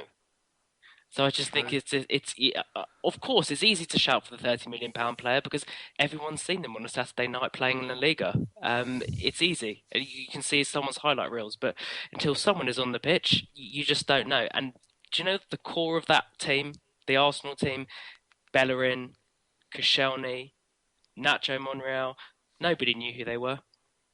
Nobody could pretend they'd heard of them when we signed them. Absolutely spot on there. So, no. Oh, Jesus, what was that? Sorry, you look at Barcelona as well, Piqué, Man United reject. Do you know what I mean? You'll always get these players who come through, they fail somewhere else for whatever reason, and yet, you can pick up a bargain here and there. But to go for players on price alone is lunacy. That's what Man City do. Gimli, do you want to say anything on this? No, I think it's pretty much... I just say my advice to the fans is not to look at the value of the player, just watch him play and then make your minds up. That's what I do. I mean, half these players I don't know when we sign them. You're right, Monreal, I didn't know who he was. Even Cazorla, never really heard of him. So you watch him for 5, 6, 7, 8 games and then make your minds up. But people should also try watching the game rather than just tweeting. That's a big difference. If you actually go to the games, you'll notice you don't just look at the ball, you look at everything else. Like I used to love them to watch the runs that Bergkamp used to make, or watch what Tony Adams used to do to the other players. Like even the stuff they're shouting to each other, and like watching Seaman as the fans would go, oh, and he'd jump up in the air, then they go, oh, and then he wouldn't jump. Things like that. You see a lot more when you're at a game. Yeah, definitely. You should try and go if the club didn't charge £1,000 per game. The only player I've written off within 2 games was Sonogo. I thought there's no way this bloke is shit, and I was right. But normally I tend to give most players several games before What about Alberto Mendes? Did you not write him off? Oh, maybe, yeah. But no, in recent memory, Sonogo was one I just thought, no, this guy is shit. Stefan Maltz. Yeah, well, there have been Oliver Bierhoff. Never had him at the club, you tit. No, not Oliver Bierhoff. I'm Maori Bischoff. That's the one. Oh, he was too good for us. Capadiawara. I'd have taken Oliver Bierhoff. That's the one. Even back then, should have been signing the Bierhoff, but got the Bischoff. All Diawara did when we had him before we completed that dodgy deal was kick the ball against the crossbar. Endlessly. He managed to hit the bar more than I mean, the crossbar challenge. He's your man. Yeah, that's a dodgy deal. Apparently, Marseille wanted him, and they wouldn't sell him to Marseille, so we had him for 6 months. Very dodgy. Like with Nelson Vivas, they sold him to Lugano in Switzerland. Then we bought him off of them because they wouldn't sell to us. All these dodgy deals. Right. Next question is from La Flama Blanca says, with informed Saints to play this Tuesday, should the cup team be composed of those not playing, like El Neni, Artiti, Rosicky? Did I say El Titi? You did say El Titi. I don't know why. Who's El Titi? Spanish porn, I think. Ox, Theo, or Olivier Giroud. As you've piped up, Gim, you can lay some truths on the listeners. No, I think there's an intelligent way of doing it, isn't there? End of the day, he should have learned from Sheffield United. If you put out a below par squad, what you're probably going to get is a below par result. I think there's more than enough there. Do you mean Sheffield Wednesday?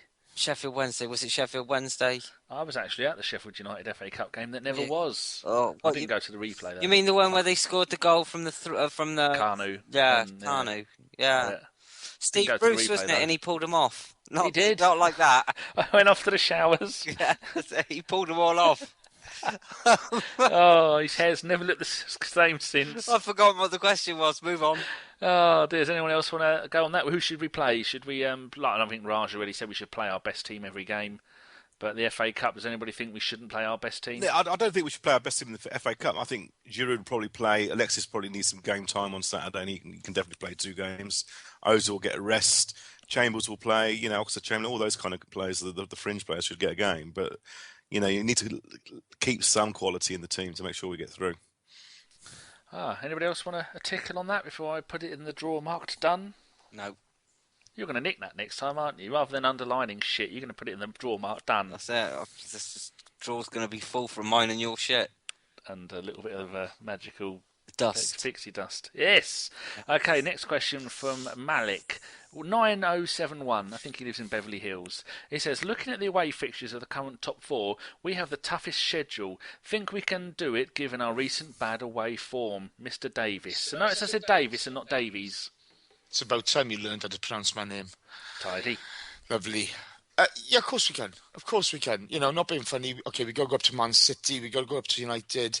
We've got Leicester at home. You know, look. Well, it goes Bournemouth, Man United, Spurs, Barcelona, Everton, West Ham, Sunderland, Man City, relegation. Lovely. But, you know, of course we can do it. There's not a problem. You know, again, it boils down to the ambition of these guys. They're in a great position, you know.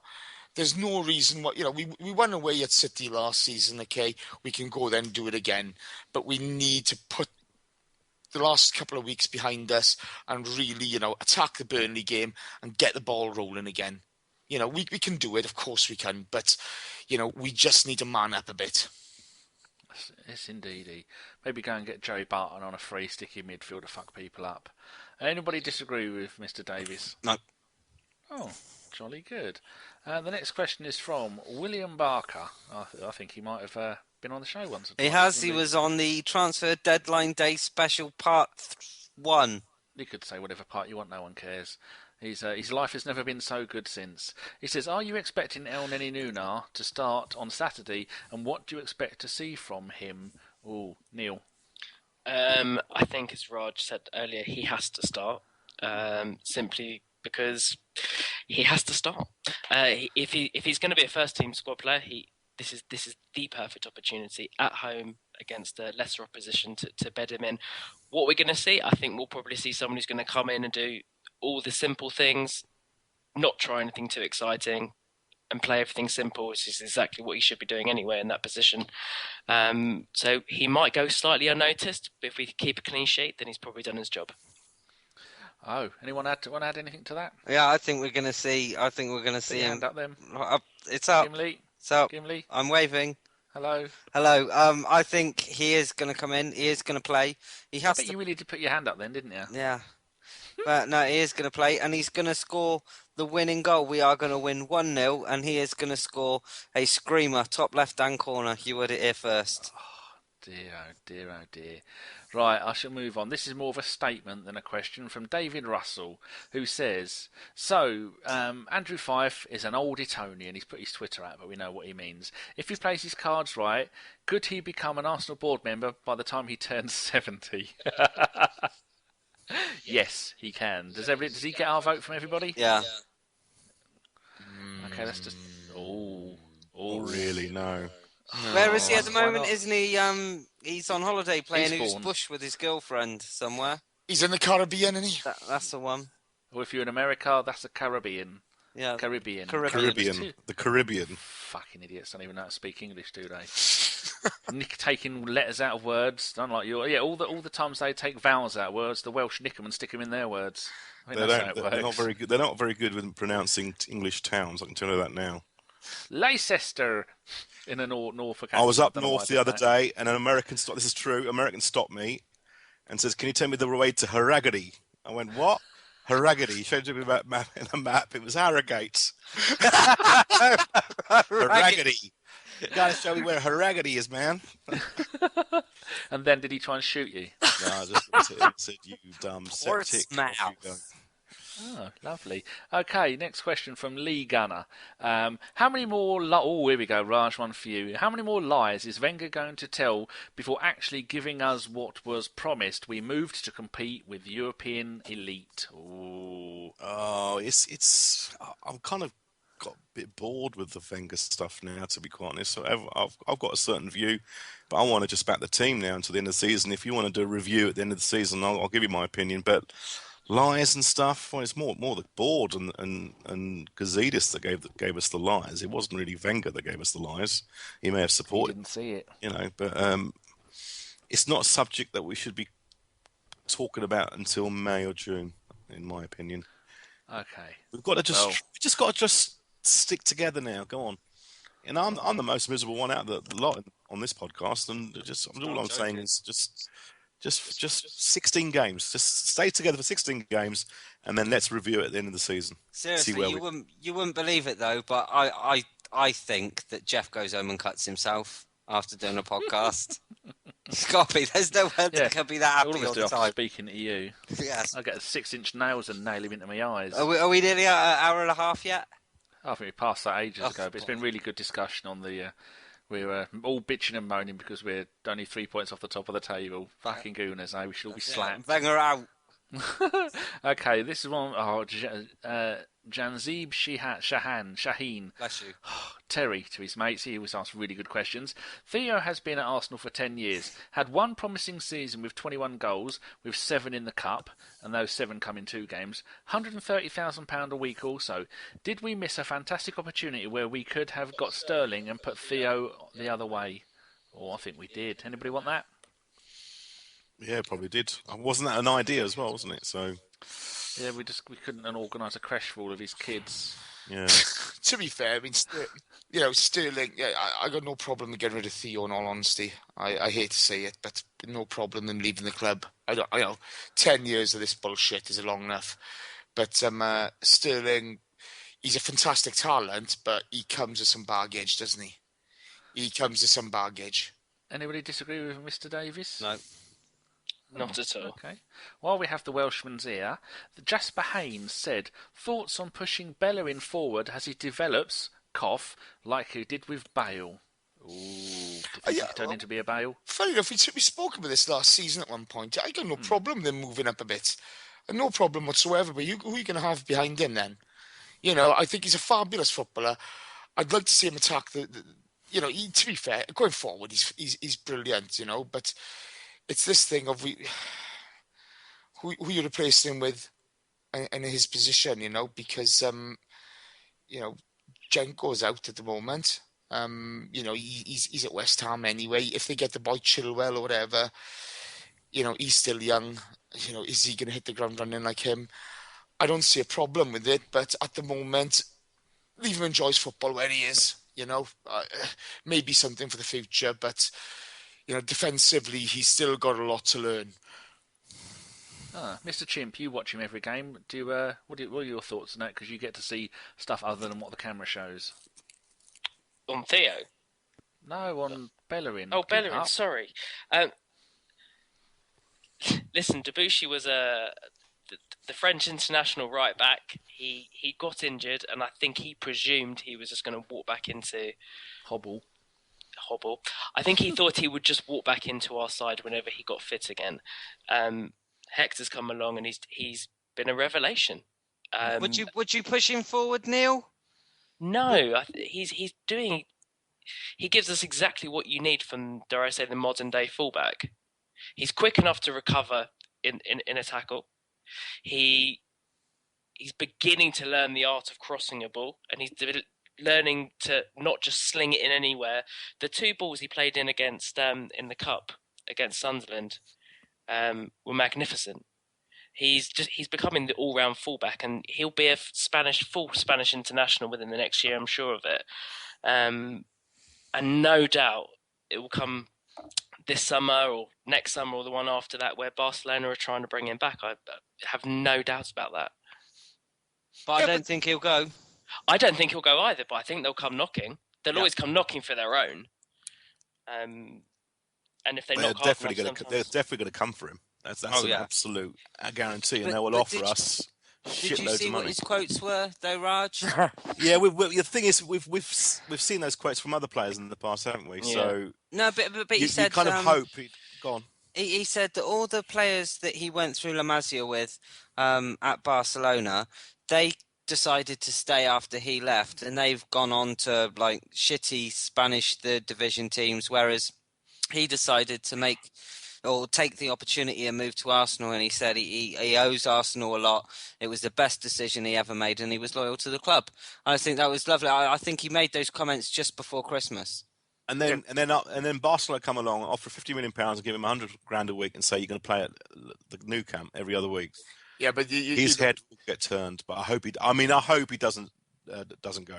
You look at Fabregas, you look, he was never, okay, he was welcomed back open arms initially, but they soon got bored of him again, didn't they? Mm. No, but Bellerin's different. He's just going to be world class. but hey, It's not far away from it. Fabregas was world class when he left us. And he was also an Arsenal player. He was Arsenal captain. He said he'd never leave, and he left. Yeah. But there are I examples. agree, There I are agree. plenty of examples. I think the only thing difference is with Cesc, it was a real family thing. The whole family was going to Barca every week. It was the fact that the family that almost pushed him into going there. From the impression I get, I don't think Bellerin has that sort of historical family tie with the club. I think he quite likes London, doesn't he, Neil? He loves London. When does his contract expire? Never, hopefully. I don't 10 years. Just literally be renewing it every 18 months. He's that. Yeah. But Plus, I next can season understand. he'll get the number 2. I can cheer me understand up. the worry because Dani Alves is on his last knock-ins at Barca, Yeah, isn't he? exactly. I said this on this podcast 6 months ago that Alves is on his way out, and Barcelona will come sniffing. And everyone mocked me at that time when I said that. I'm not saying he will go. I hope he doesn't go. God, I hope he doesn't go because he is quality. And I'll be heartbroken if he goes. But Barcelona. Is there a better prospect You at can't- right back in the world? Sorry. Is there a better prospect at right back in There the isn't. world? There isn't. Of course there's I not. was on the Liverpool podcast a couple of weeks ago, and the boys there, the Liverpool guys there, said we've got a genuine talent there. His contract expires the end of June 2019. Nice. So he's got at least 3 years. This Good. is the thing. I still think he could play further up again. I really do. I think he's got the capability to play wherever on that right hand side. He Depends was if we he get was signed as a winger though, Jace. He was signed as a winger, and then he got pushed back. Yeah, but some of our best fullbacks that's happened to. Look at Ashley Cole and Lauren. They were both attackers, and they've got moved back into fullbacks. And I think we'd all agree that those two are two of the best fullbacks the club's ever had. Kieran Gibbs. Yeah, don't fix anything that's not broken. Just leave it as it is. It all depends He's on who you play in perfect. front. You've got to have someone in front of him that can do the swapping over, like when you used to have Lauren and Lundberg. Well, that's where we go. They That's used where to we get go out and swapped. buy a player. And Exactly. I cover agree with each Raj. other. That's where you go out and you buy the worldie. Townsend's already gone though. Oh, fuck off. Right, final question.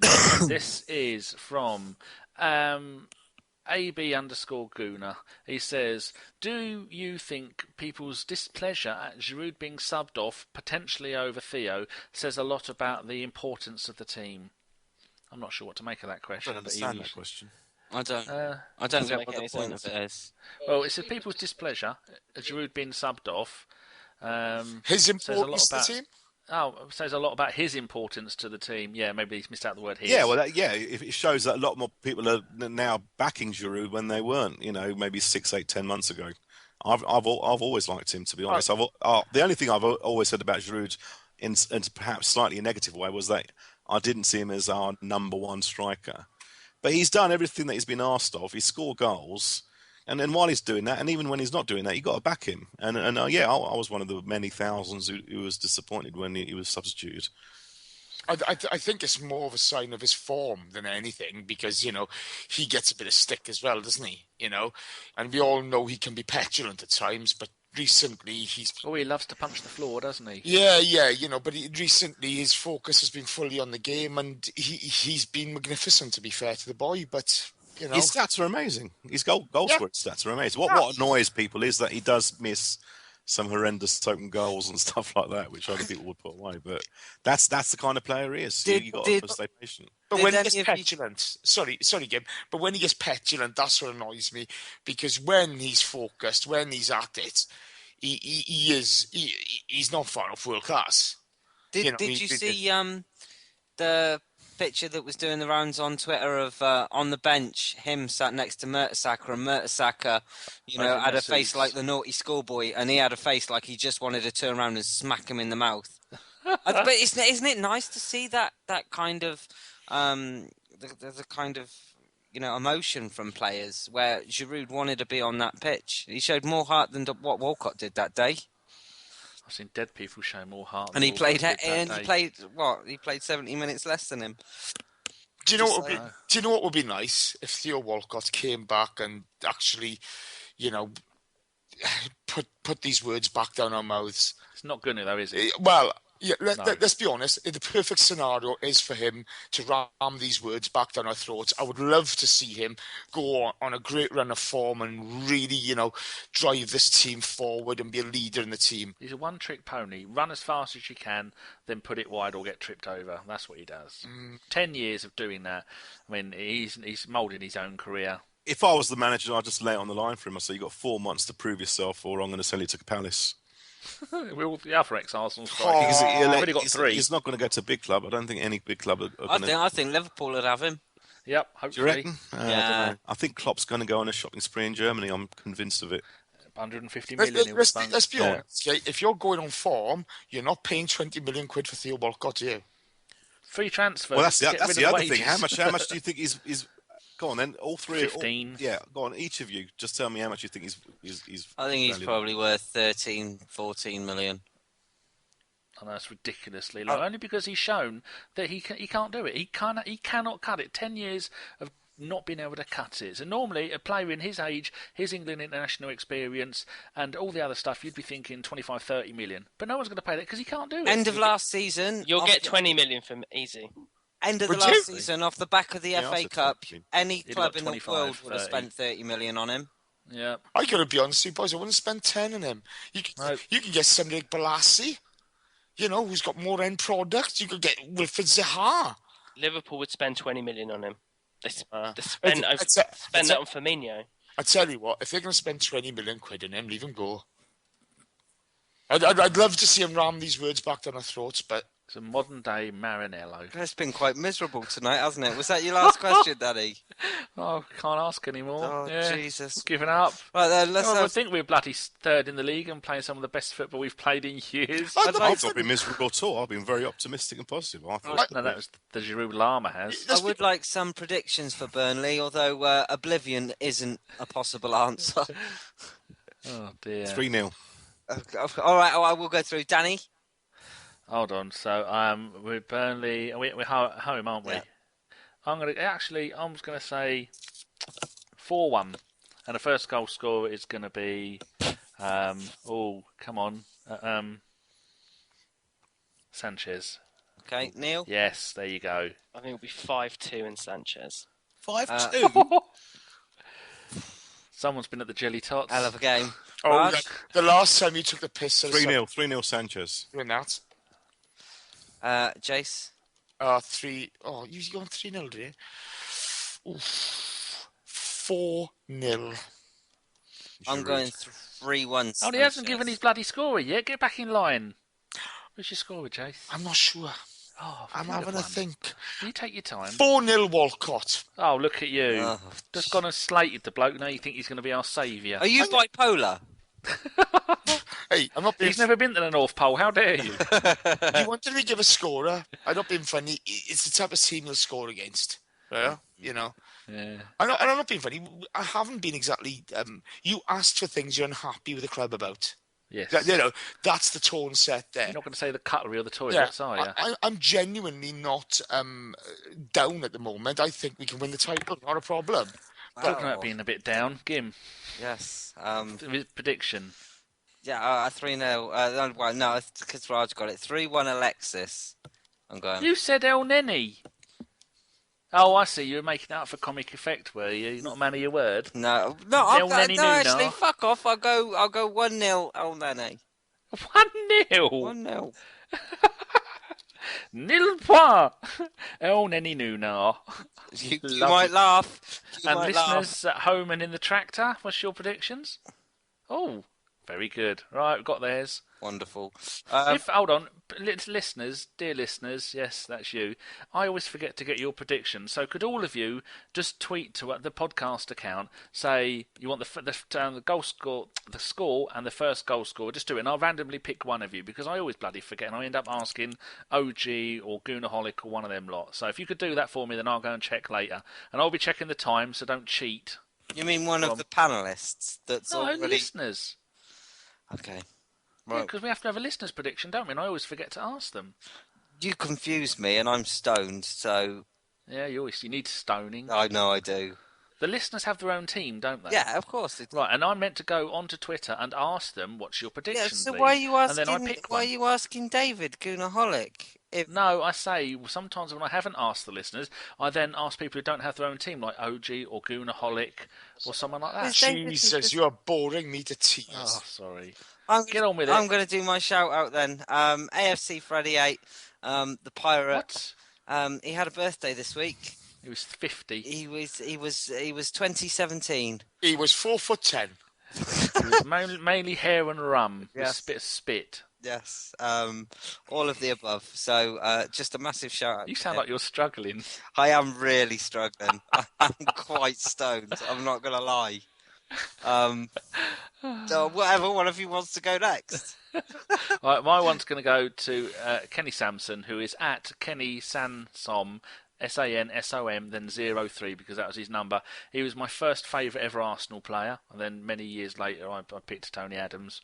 But he was recently on the Jeremy Kyle show. I think he got a hard deal on there, but he's a man, and he's an Arsenal legend, and he's one of the best left backs England have ever had, and he's a brilliant player, and hopefully he's on the turn now to go down the road of sorting his life out.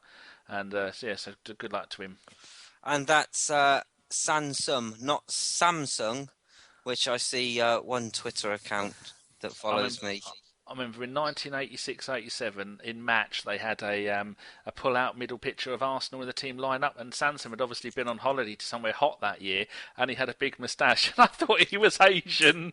Jesus. I really fucking did. Jesus, that was a story that didn't have to come out live on a podcast. I was only 15 at the time. I thought, oh, that's good. He had a lovely big moustache. And then he had a winter in the UK, and he's gone pale white like you.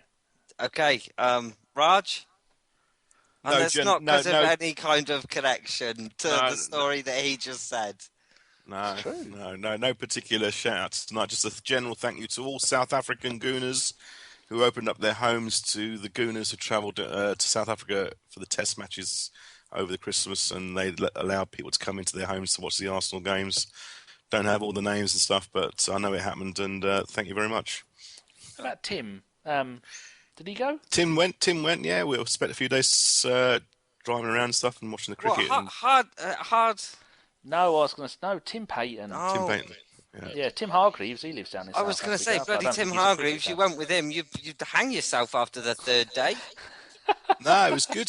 These South African lads, they follow the podcast and opened up their homes and allowed us to watch the games and stuff. I wasn't there myself, but Tim definitely went. So a big thank you to them for I'm not for saying doing he's miserable, but he looked at the fucking milk and none of us could have coffee. Who's that? Tim, Who's talking about that? it's just Tim, some... Tim's a star. about Tim. Tim, I like Tim. Tim, I was on about accents. I said how much I hate accents. He went, "Do you hate the South African one?" I said, "Yes." He's a good He lad, did ask. Tim. He is. He is a nice old boy. I like It's Tim. too late now. You've already said you don't like him. I Shut up, haven't move on. zinged you, Tim. I've been... Oh, he's dribbling. No, Just I've put been yourself on mute funny and for dribble the into sake of a something. podcast. Jason, rescue me. As Raj was taking the piss of Americans pronouncing place names, I listened to a full 90 Gooner podcast the other day, and Ryan Hennick at RYHENNICK, good boy Ryan, but he pronounced Derby.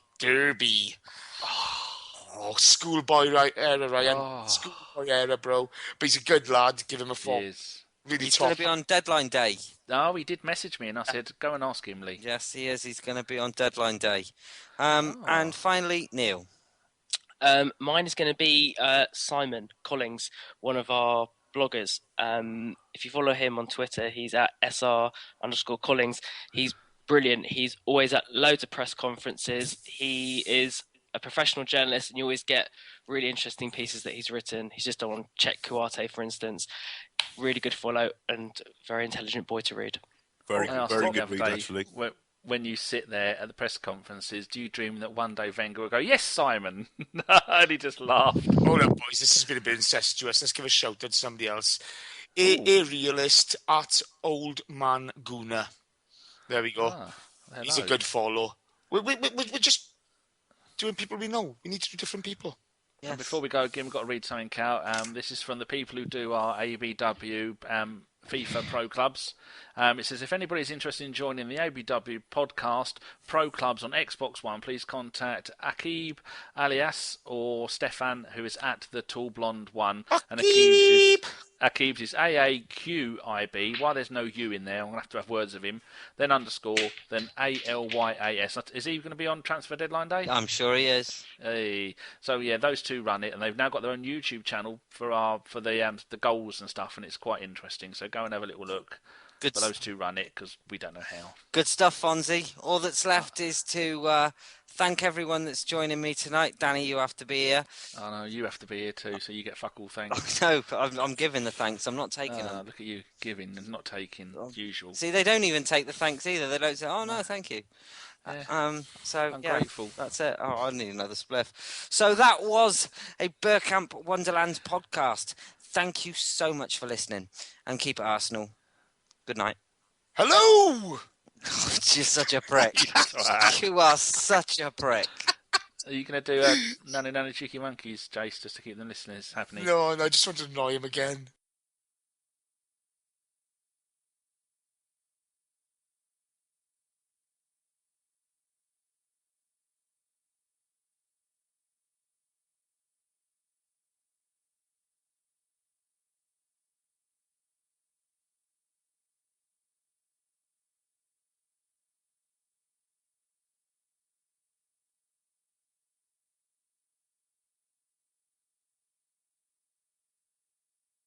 Press record. Are you recording, Gimli? I'm recording. Oh. Gimli, where are you little shit? Oh, what the fuck is he doing? I'm muted. You need to be neutered. What are you doing? Getting ready to record a podcast. I can hear a hum here. He's charging. Yeah, He'll go away in a bit. I always charge right until the very last minute. You don't fuck around with the charging. No. It's all the charge all of the time. But I always pull out before we push record. Hey. On Monday, it's my mum's birthday, so I'm not sure which one's the one. She might come over early, so I won't. So the 12 o'clock one I won't do because I'll be asleep. Okay, we'll have Chris covering that one. And then I'll either miss the 3 or the 6. And then I'll be there for the rest. I'll be doing them all. I'll let you. Well, I should know by tomorrow anyway. Because I got dentist and all sorts of other shit as well. But Are you dropping them off at the dentist? fuck, don't. Tombstones. Give them a grinding. No, I may have to have a bloody Not root canal. Yeah. Oh, fuck off. Yeah. Just grab the bloke by the testicles and go, look, I know the tools you're using are prehistoric, but don't fucking hurt me. I'm not being funny. I'm not a fan of the dentist. No, nor am I. I've not been in 10 years. It's the one thing that shits me up. It's painful. There's no need for it to be that fucking painful. I'm not being funny. There's something internally wrong about a bloke standing over you with a metal fucking drill or pliers in your mouth, okay? Not unless you paid for it. Just have that one, look. Should we start? Yeah. Lordy, I bought my mum a Galaxy S4 for her birthday. She only got a tiny little shitty Samsung. So I bought this one off of Frank. It's only about 3 months old. 50 quid. Result. Have the charger for this. Oh, she's getting fucking chopsy again. Show the back of your hand. Where it says property of Kate on it. Then shut up. I'm going to mute you now, Danny.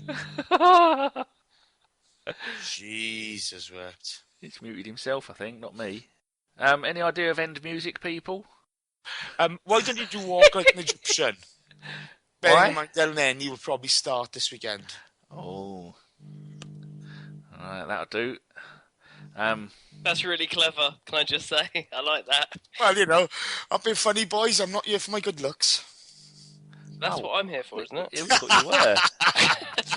You're here for the posh voice, Neil. Yeah. Adds a bit of class. The gravitas is raised. Yeah. Fucking gravitas. This is Bergkamp Wonderland. Have you I've only just removed my pinstripe suit for the day, gentlemen. My pinstripes.